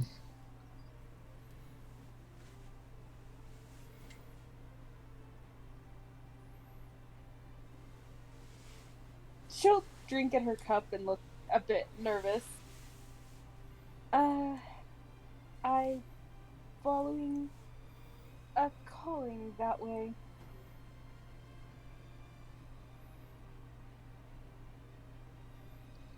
Interesting.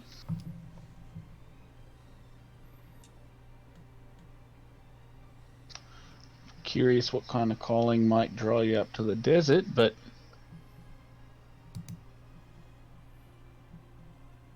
whatever it is, I'm sure it'll be good for you. That is the hope. It's just hard to explain, I suppose.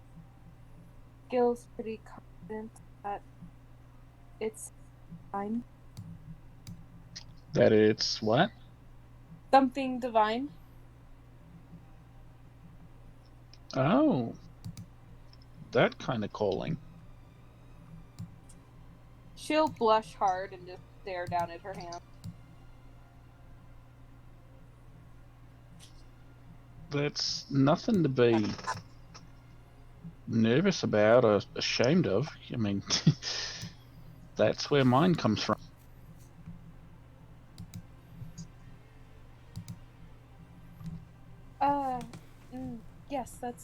That's right.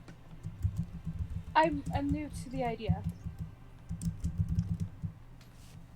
Yeah, one as studied as you might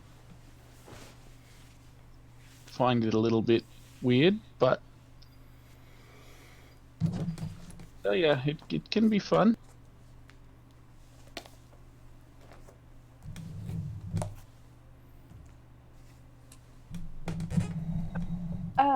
Tell me when it becomes fun. He'll give him kind of a smile.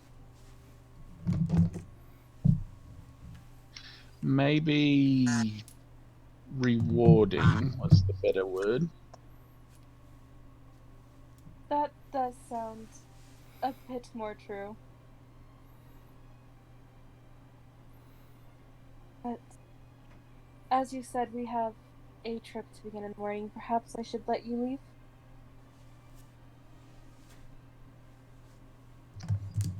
I mean, I'm fine as long as you want to hang out. Got nothing better.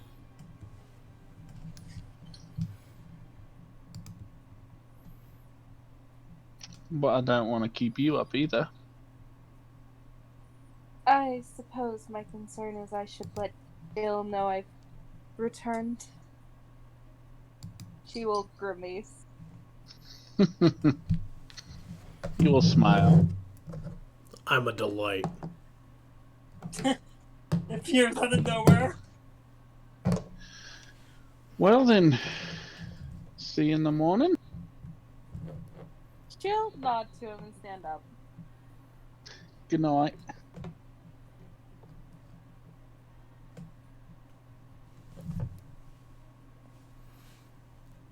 And I suppose head to her room. Okay.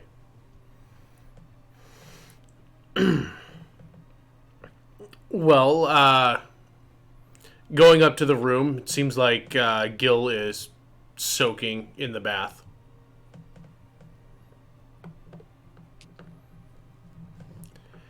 Which leaves... Go on. She'll be hesitant to make her presence known. Go ahead and try.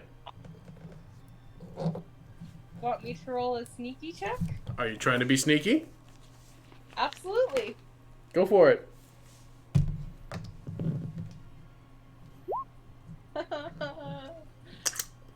Yep. That's what I thought. I don't even have to roll. I don't have to roll shit.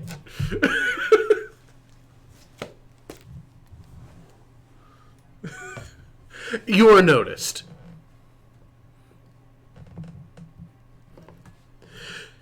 So, Morgrim, you heading back. Let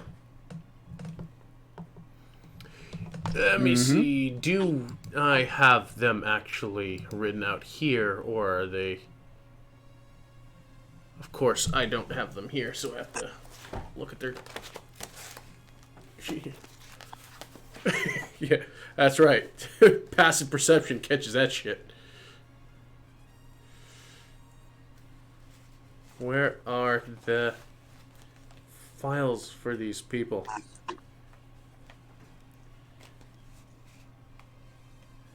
This doesn't even seem to be the right thing here. The house is mostly dark when you get there, but you do see propped in the overstuffed chair the figure of Tenver.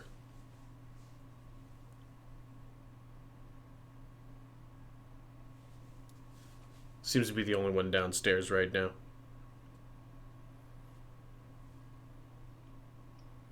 Good evening. Just kind of the book kind of lowers. The very young, pale-faced, elven boy just kind of. Hi, Morgrim. Seems a little sluggish. Don't trust the bitch.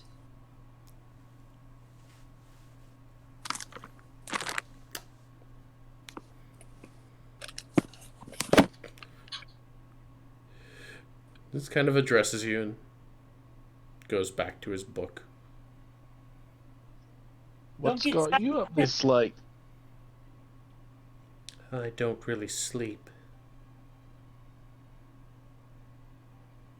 Ah, right. Well, seems I'm gonna be heading out tomorrow, so if I don't see you then, have a good one. Yes, I'll leave a message for Mother Guess for you. Her and Philly and Mr. Kendall gone out have gone out for a couple of days.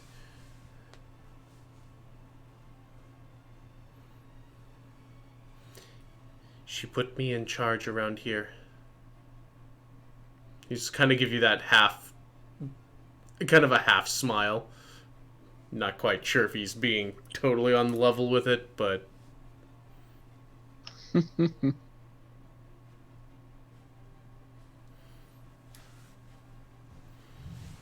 otherwise you have your room for the night and relax.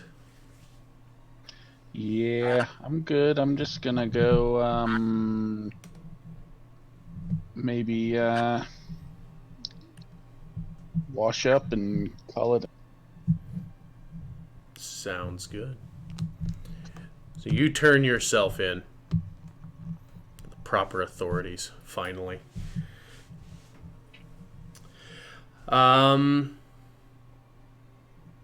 So, Scotty, in the haze of your evening, during your trancing, you swear you can hear in the back of your head just a subtle chanting of Queen.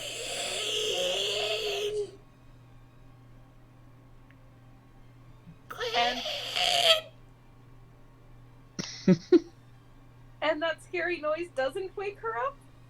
It's just kind of like in that half dreamlike state. You thought you might have heard something just kind of in the back of your consciousness.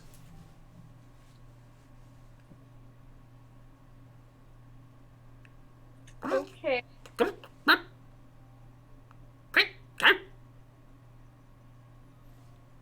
Well, Scotty's relative showed up.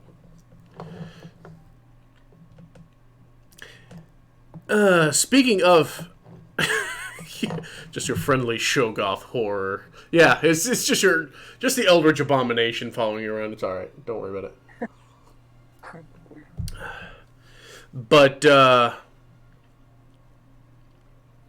Roro, as you're kind of taking your own long soak, you will actually face a small disturbance.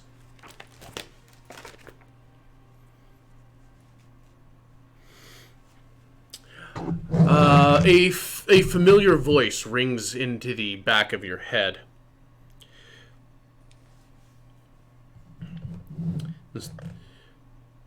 I thought you might want to know that your father is amassing a large supply to the central city.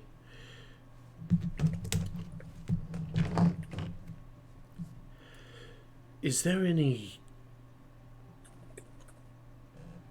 other supplies you trade in, or is it simply food?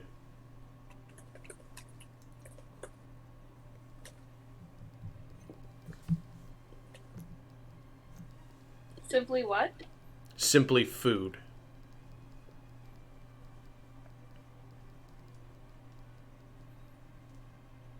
So wait, is this actually like with him being awake, he can respond to it? You're awake while this is, and you get the feeling that you can respond to the message. Can you give me a sec? Yeah, by all means.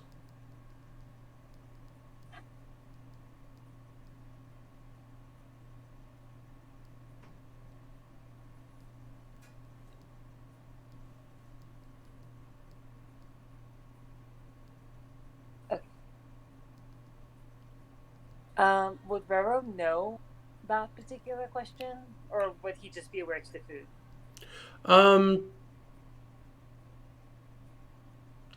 we'll say go ahead and check your history. Because you definitely know that that your family deals, has the largest swath of.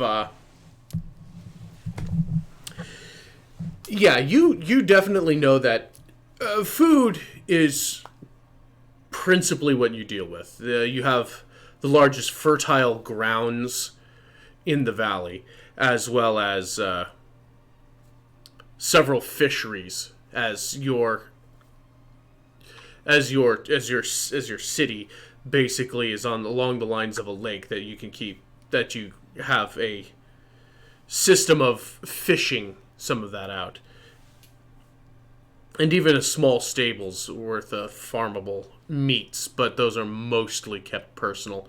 On occasion, you receive materials in which you have craftsmen that trade in making the tools of your trade.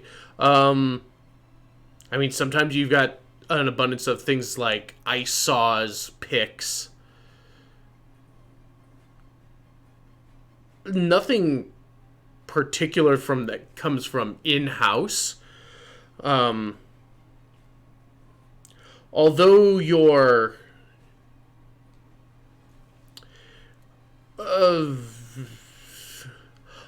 mother-in-law was from a mercantile background, and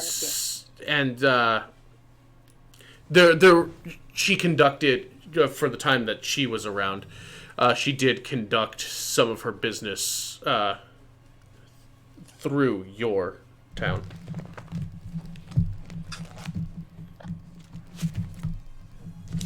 Though, of course, that was of relatively little interest to you. It wasn't your family's legacy. Okay. Then you will respond back. Other things other than food. I don't understand the direct question. Clarify. Voice in the back of my head. Go ahead and check insight.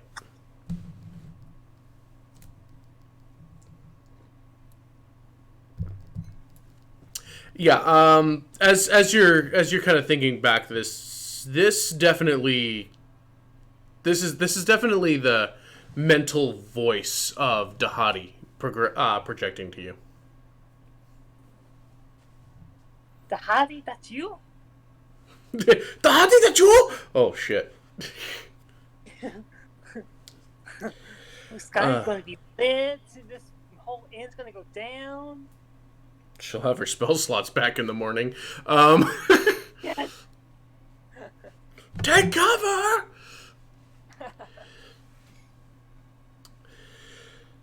There's a moment that passes. Just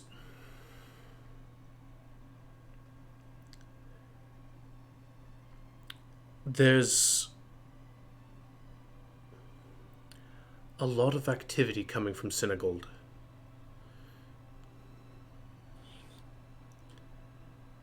I just wanted to know if it was potentially something to worry about outside of the normal things we worry about for anyone who is retainer to the crown.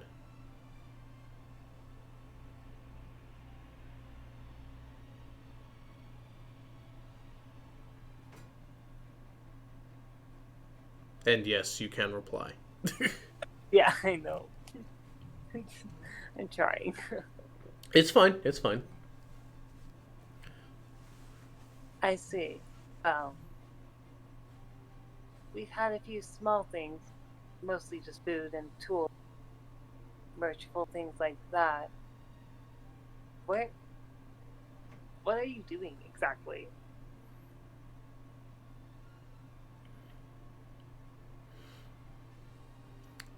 The same thing I do every day, Roro. Trying to free the valley. Uh-huh. And that way right now would be how?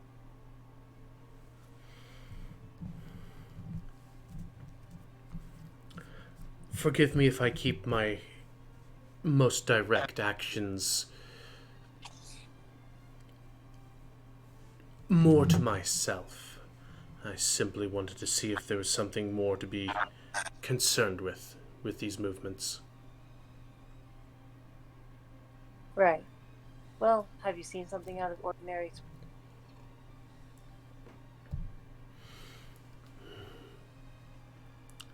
Not seen. Heard rumors. Oh, spill the tea. I'm not entirely certain of what you are. What? My bad, sorry. Please do tell me the rumors. Darenese phrases. Unusual.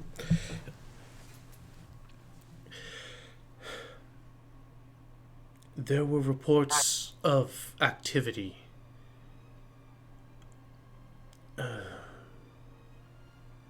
near where we had first met. Rumors that the men in chain were wandering the valley, and with the shipments coming out from Senegal, I was wondering if this might have been something that you were more aware of. You seemed apt to aid my endeavors before. Was hoping that you had more information to share with me.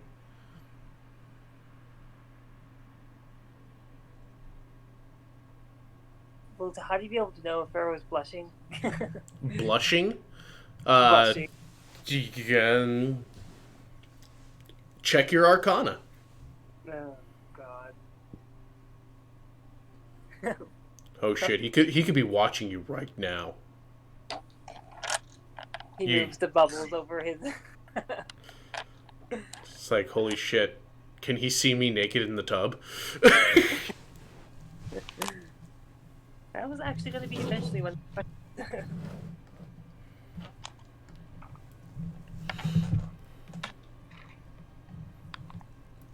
Balls in your court as far as that goes. Well, I wish I could be more help, but you must understand, my father didn't tell me much. He only told Batu aloof, I'm sure. And I have been gone for a while. Anything could have changed. Yes, many things could have changed. But I appreciate you sharing with me what you know. I will keep you informed if I learn anything, if you like.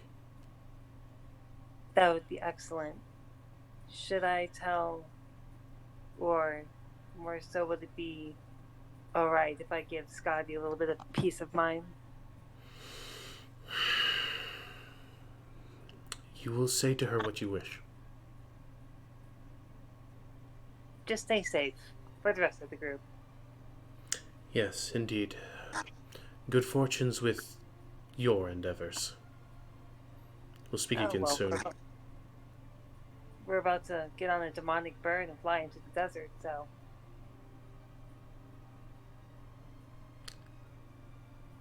Well, best of luck with that. Thank you. You'll feel that connection kind of drop off. He will sigh to himself and kind of look around, make sure maybe there was anything else in the room. It's like an eye or something creepy. Roll perception.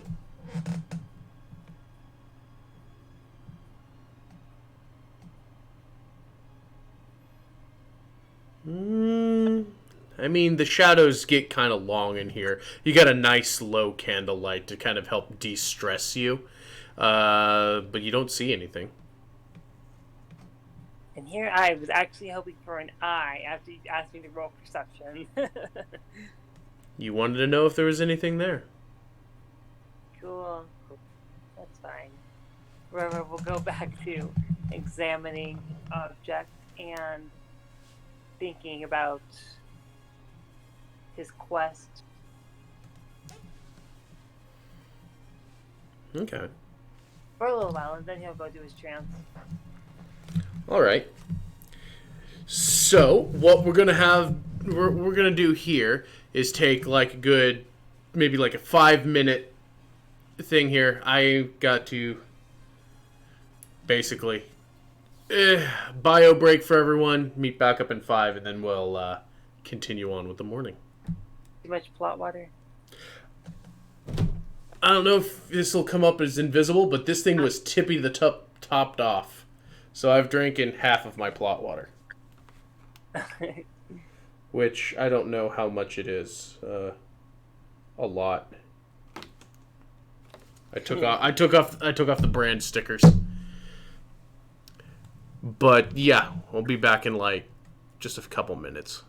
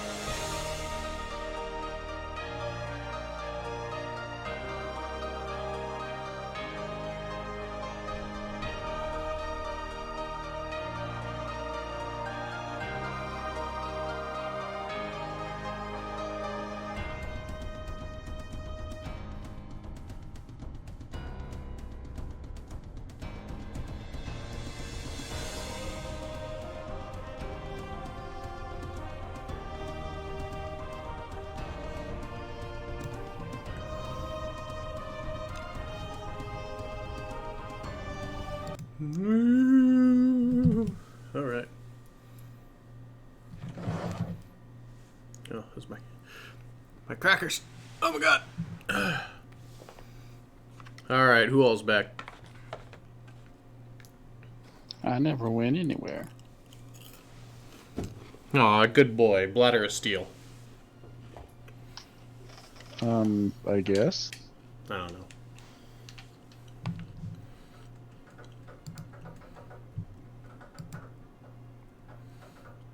I was chatting with Sin. I see. Yeah.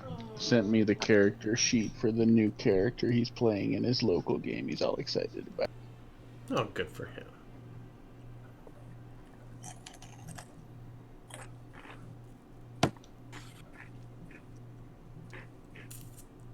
I made your dice into a penis. Yay, penis dice. Sure. You're welcome. I'm not thanking you. You should be. I'm not. Well, rethink yourself. What do I think of myself?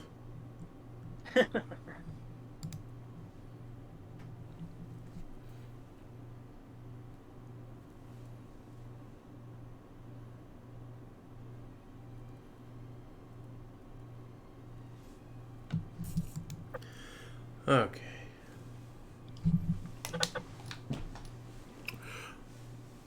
Is that? Oh, yeah. Okay, that is.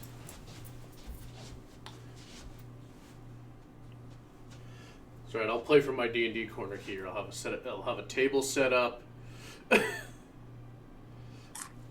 I can just physically act out everything like a weeb.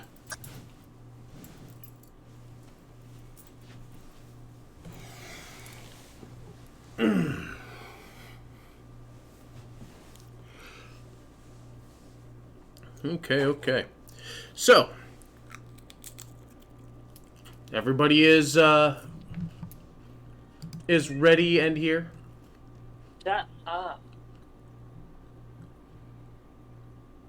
Yes. Okay. So,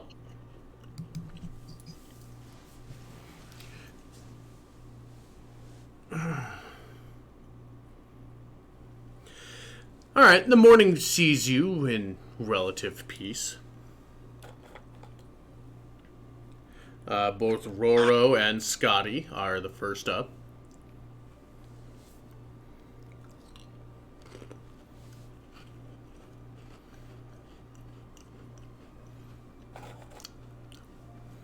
If you have anything that you wish to do with your night or your morning. Scotty would just be doing her spell prep.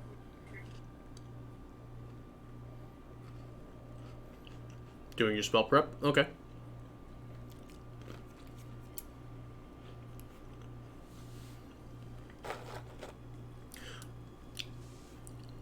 Margaret? Oh, go on. Instead of leaving the room like I normally would, I stayed in my room for this morning. Okay. Morgan, is there anything you're doing with your morning? Anything I'm doing with my morning? get up. Aside from your prayers, of course.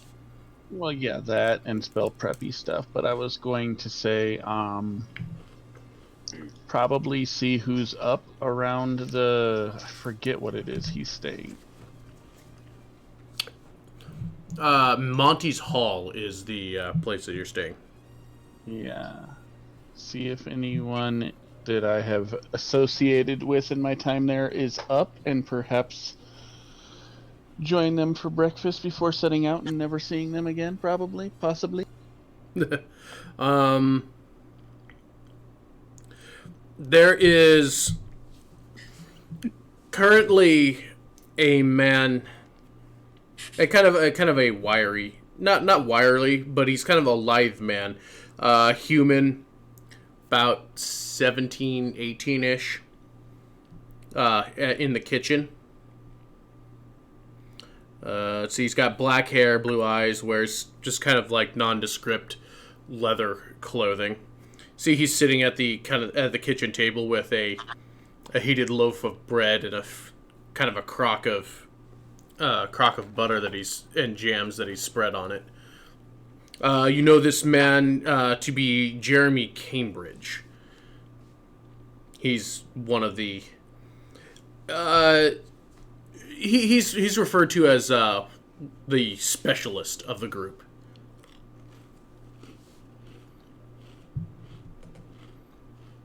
So is this somebody that I've associated with and talked to and shit? In passing, you haven't had too many words, but he's part of the hall. And when you first roll into town, Mama Guess had introduced you Let's see. There for everyone here. Monty's Hall is head up by a female dwarf named Gisela Hinterland. Everyone calls her Mama Guess. She is a she like well no she is a priestess of Ravun, the god, the light bringer. Okay. You know that her second in command, generally, is an individual by the name of Doris Kendall. He's a half-elven man, a warrior. There's also Felicity Southrunner. Mr. Cambridge keeps calling her Philly, and she keeps threatening to shoot him. She is a human girl, dresses a lot in forest camouflage, and is an archer by trade. And then, of course, there's Jeremy Cambridge, the human specialist, as he calls him. And then there's Tenver of Rodale, the young elven wizard. And those are the people who make up the here. And Guess was a friend of the Damn Shields, and that's how you kind of were in association with them.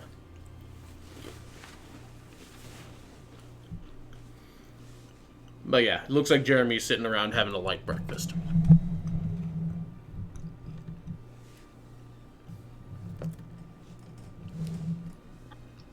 Okay, I will probably go. You said he was like eating toast or something, so that I'm assuming there's somewhere to get toast. Yeah, there seems to be a heated loaf on the table, crock of butter, and a couple of fruit preserves.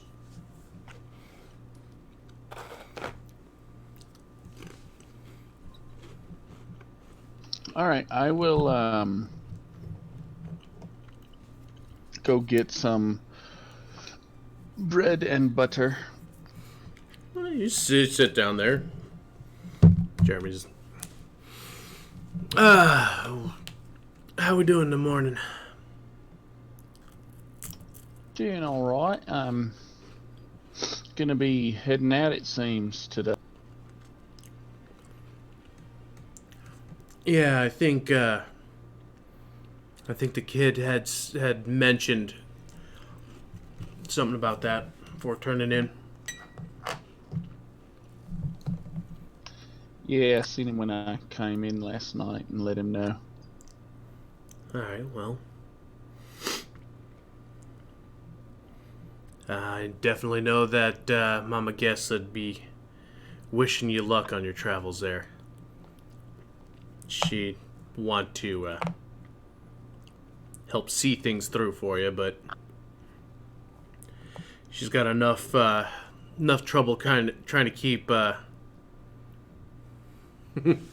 to keep the kid and the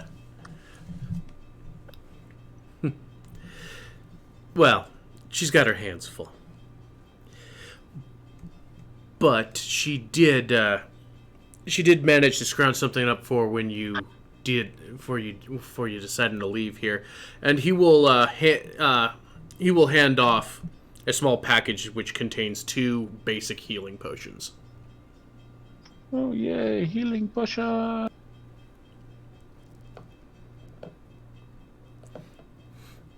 And I believe she left with the word that if you took off before she got back, to give those there, and don't you go getting hurt, or I'll have to knock you back to your shield father. Or something like that. Right. Well, when you do see her, let her know I said thanks, and that I'll do my best. Found some traveling companions, so that should be a bit easier. Keeps a bit of the heat off of you, so that's always a good thing. Yep, and might provide some entertainment to keep things from being too. Yeah. It's fair.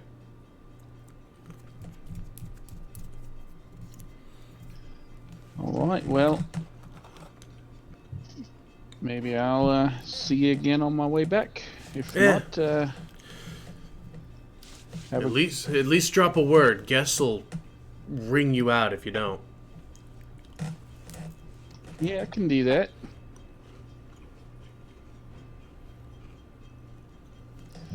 But yeah, have a good day. Stay sharp.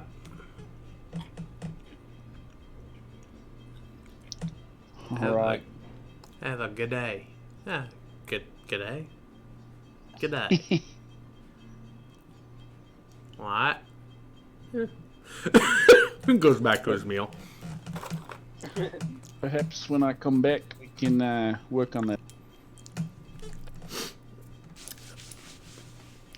All right.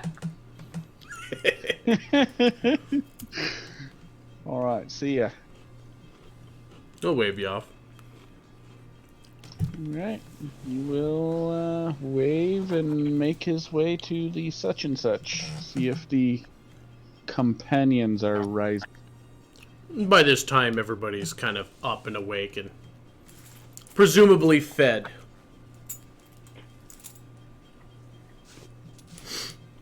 And you are free to move about the aisle. I can't believe that fucking bell is still going off. Like, did it stop and I just didn't notice it stopping? Or did it start up again? I don't know. Pisses me off.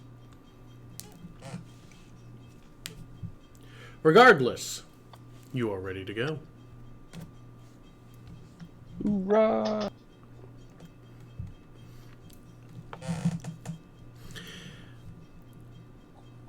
Any final preparations before you enter the store? No. Did we secure traveling supplies for hot weather? I know we had discussed it, but I do not recall if we actually did. You had. Okay. To my knowledge, you had. That was like the first thing we did when we went to the section.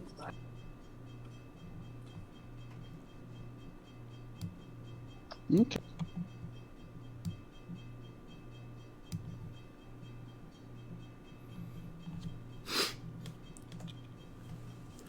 All right. So, you brace yourselves and you walk in.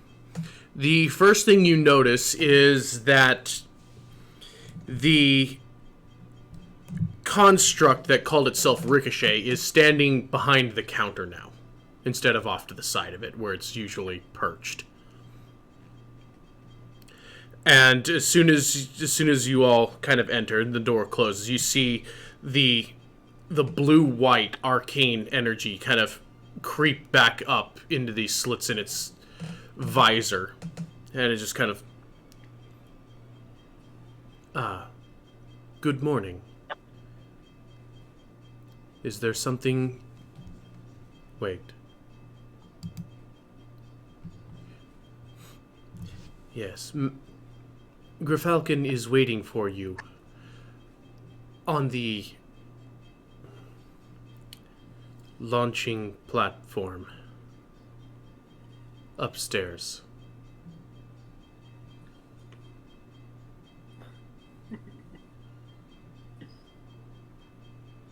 He'll just kind of turn and wave off to stairs off to the side.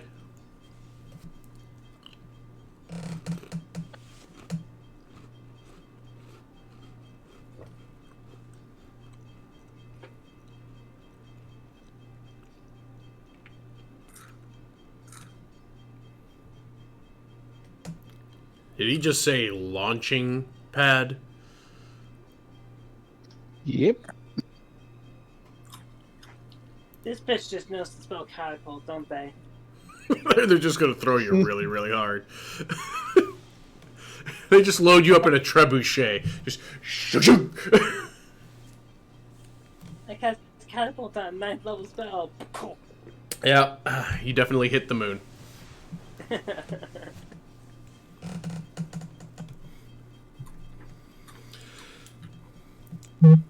So, you, presuming you don't have any further business or last things that you want to shop for, can head up into the up the stairs, which goes up about 2 flights and opens out to an open expanse.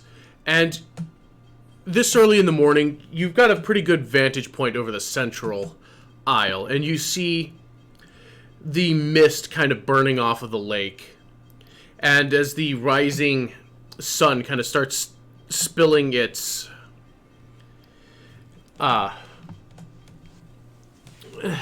light from over the Vantis peaks, you see your eyes are kind of caught by the shimmering that is the crystalline top of the Divinatrium.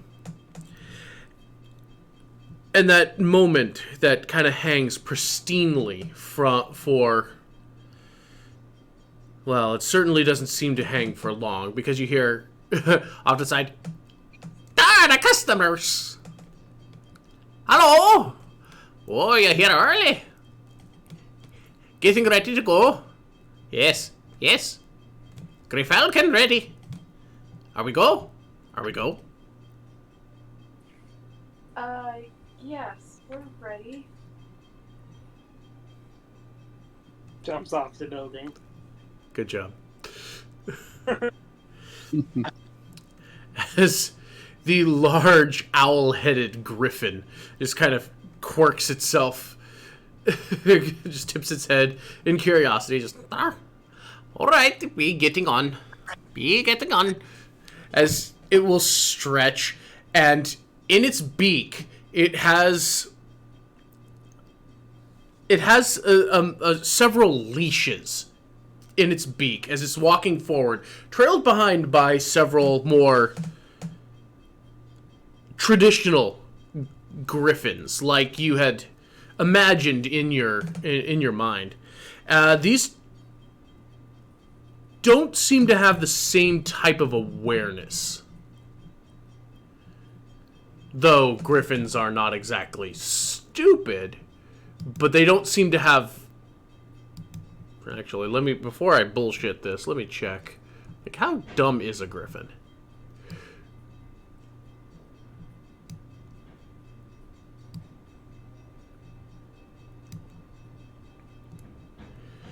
I disagree with the stupid part. Well, like this is why I'm stopping. Let me stop myself and see what a traditional griffin is like.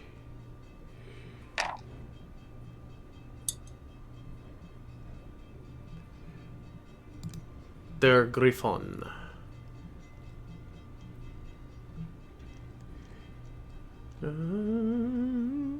Yeah, griffins are kind of stupid. Kind of really stupid. They seem docile enough and are pulled along these... They have bit and harness.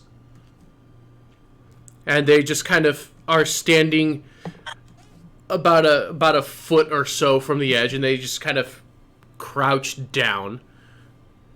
And there seems to be one for each of you. As Griff will kind of turn around with the leashes, is like, all right, get on. Oh, this is going to be a delight, isn't it? Roro takes the prettiest one.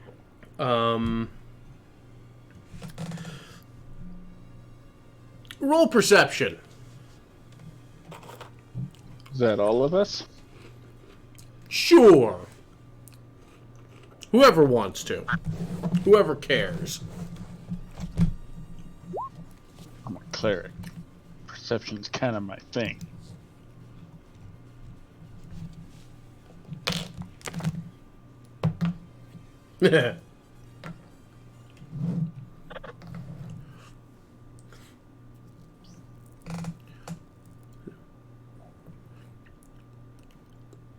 Hey, look at that. A 25 out of Roro.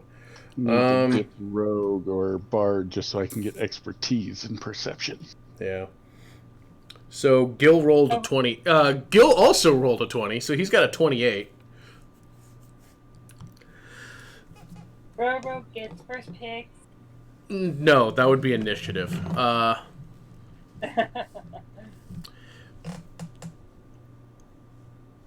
What you see is that Gil seems to have picked out which one you've described, in your pristine opinion, as the prettiest griffin. And you just see him have the leash, and he's just kind of waving at you with a half grin. You're lost. He'll kind of hand over the tether to you.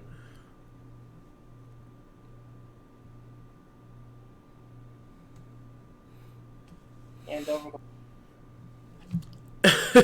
Though he picked out the prettiest griffin, he's basically did it to see, like, no, the one I chose was the better griffin. Here, have the better griffin. Wow, thanks. Mm-hmm. Don't say I never did anything for you. I still will. It's okay. Yeah, I know.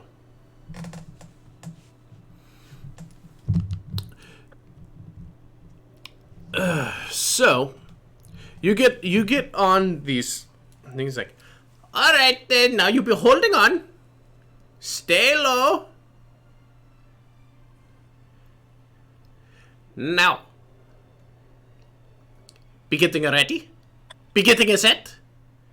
Be fly! And with that, these griffins leap up into the air and kind of hover at various different heights in their jump as their wingspans just unfurl and they scatter off almost like a shotgun. And you are immediately into the dawn light. That cool mist that hangs over the lake.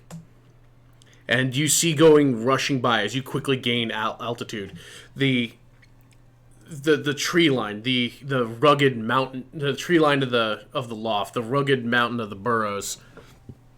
You know, the scattered trees and whatnot of the Shire.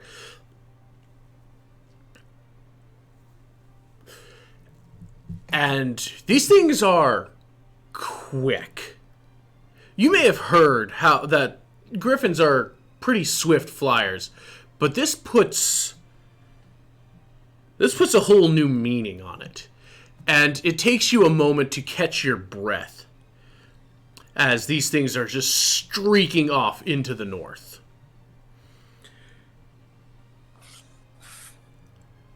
You hear over the din of air rushing and the chill that bites at some of your skins. Just this. As even more swiftly, the form of Grifalcon kind of weaves in almost a... if anybody is aware of what the Blue Angels do...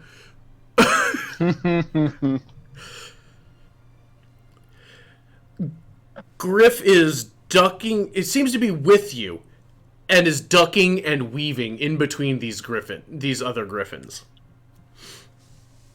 As he's carrying on.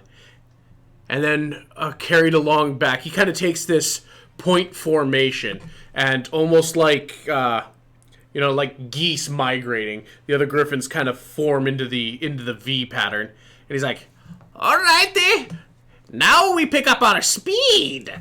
And believe it or not, these things bolt even forward at an even more swift pace, forcing you to kind of clamp your hands into these these reins, essentially, which is little more than these oh shit handles that you kind of loop your wrists around in and hold on for dear life.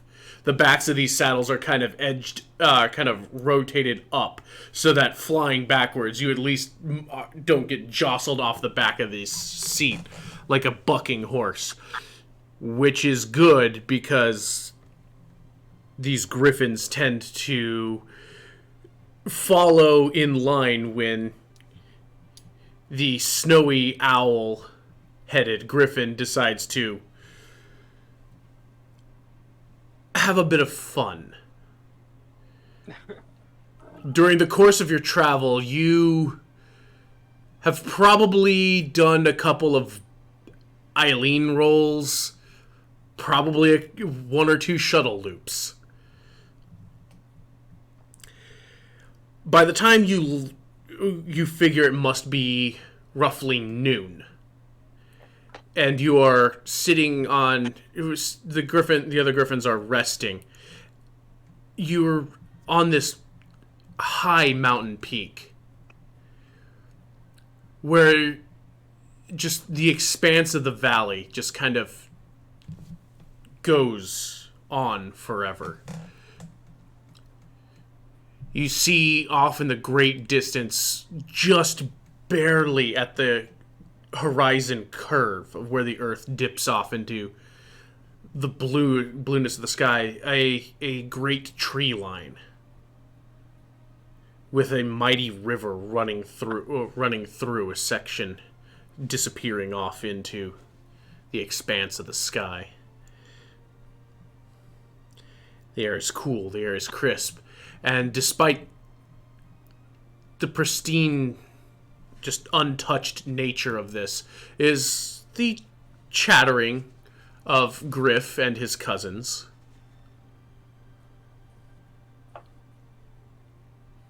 Before shortly after having basically pick from your meals, or from your ration kits, you were off again. And like a bolt, another hour passes. A second hour. The bite of the high mountains tends to lift a bit. As suddenly you start, as you drift on, the mountains take on a different timbre almost, as they grow more rugged, less and less dappled in trees. And you start seeing the hills start to die down into just foothills. You start seeing sand. The moisture is just drained as you progress along. And you see the first rolling sand dunes off in the distance. A haze starts to hang in the air. And then it's just this white golden sea of sand down below. You start dipping into coast maybe 200 feet off the surface of these dunes. Occasionally, Griff takes his platoon, swirling in between a couple of the sand dunes, getting mere inches below the ground from a height of maybe 60 feet. Just a dead-ass dive to scrape the sagebrush before soaring back upwards into formation, chirping cackles as he does this. And around sunset, as off into the great distance, you see a formation of mountainous hills and dunes. It picks up out of the sands again as this small outcropping of rather large mountainous structure, and the sun starting to dip behind it, casting warm glows all across the horizon. You see within as you're dipping in, you start getting your elevation in lower, as there's a more peculiar formation in the rock. 3 spires kind of grasp out of the ground in the mountainside like a claw. And there are lights twinkling from within this shaded cauldron. And little flecks of green, small as they are, that grow bigger. And as the light continues to start to fade, this expanse of a city grows before you. A multi-tiered bowl, essentially, at the height of this mountainous structure, almost cradled within.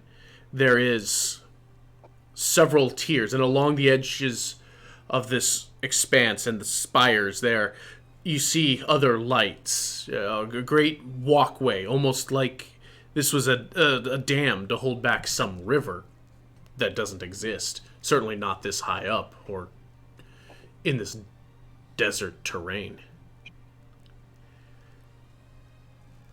You fly inwards towards this topmost layer.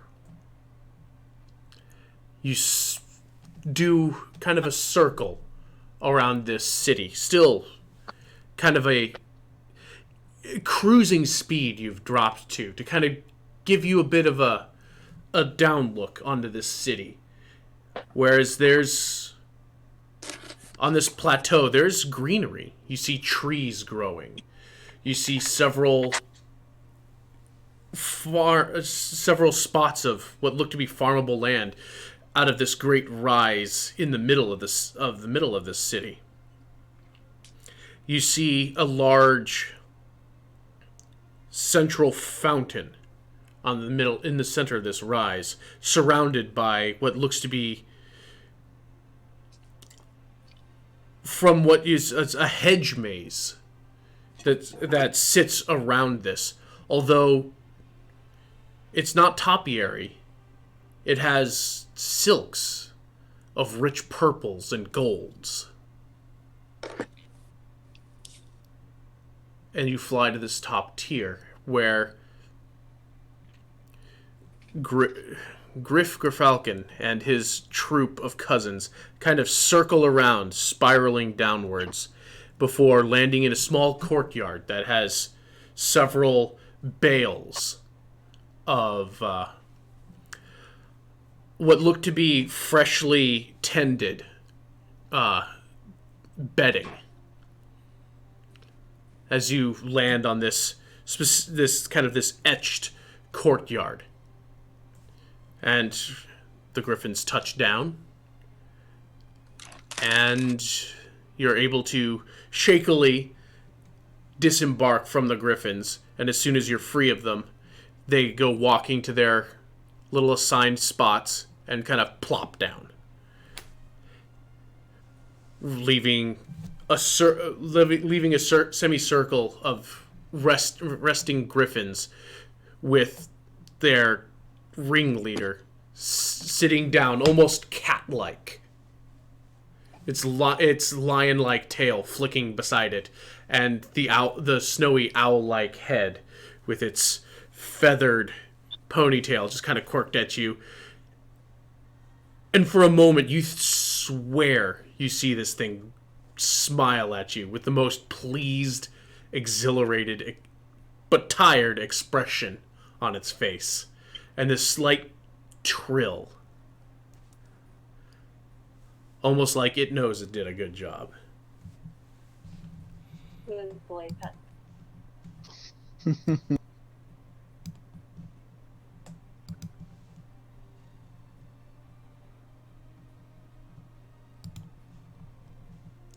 welcome to Zyros. I don't like it. The crown of the desert. And no one fucking asked you, Roro. And that is where we will pick up next time.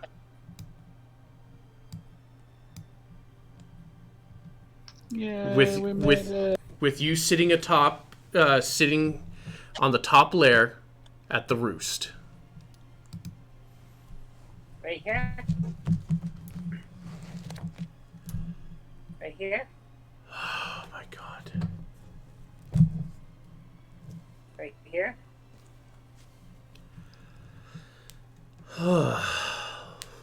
Join us next week where we will continue our quest. And we will have Panda Boy rolling up a new character. Because I'm throwing his bitch ass off the side. Yay! Wait. But no, in all seriousness, we will be back next week to see what you guys do now that you are in the middle of the desert. And yes, as promised, this is where Scotty and Roro can gain their level. Yay, you guys. Yay! I You don't even what? You don't think you deserve it? Okay, we don't have to give you a level. That's fine. not die. This has just been the week for levels. Handing them out like Oprah. Wow. I'm just saying, how many games do we have that had people gaining levels? It's fantastic. It's beautiful.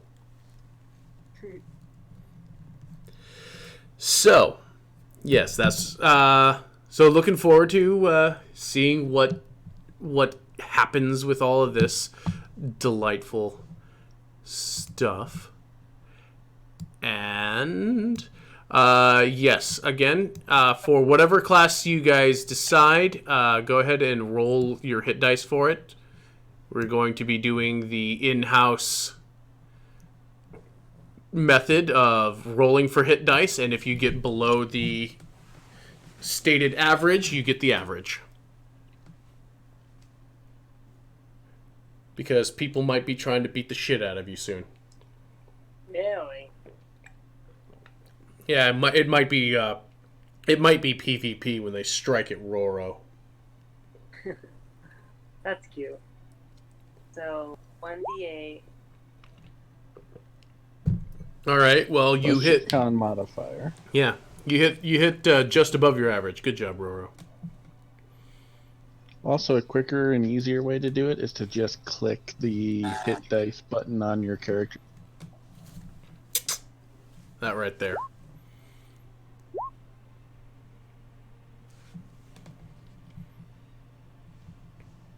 So I take the 6, and then I plus. 6 plus your con mod. Oh. 6. Where where Morgrim is taking his average. 7. Well, I'm not actually leveling as far as I know. I was just showing him. Oh yeah, the that's button. right. Derp, derp, derp, derp, derp, derp, derp. Yes. 7. Yeah, because you have a +1 con.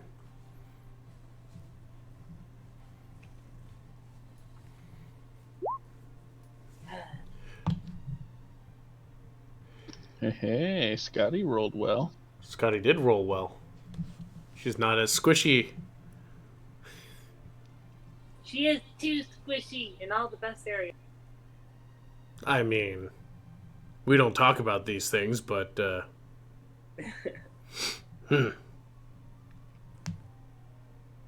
you might know, but I do. Anyway.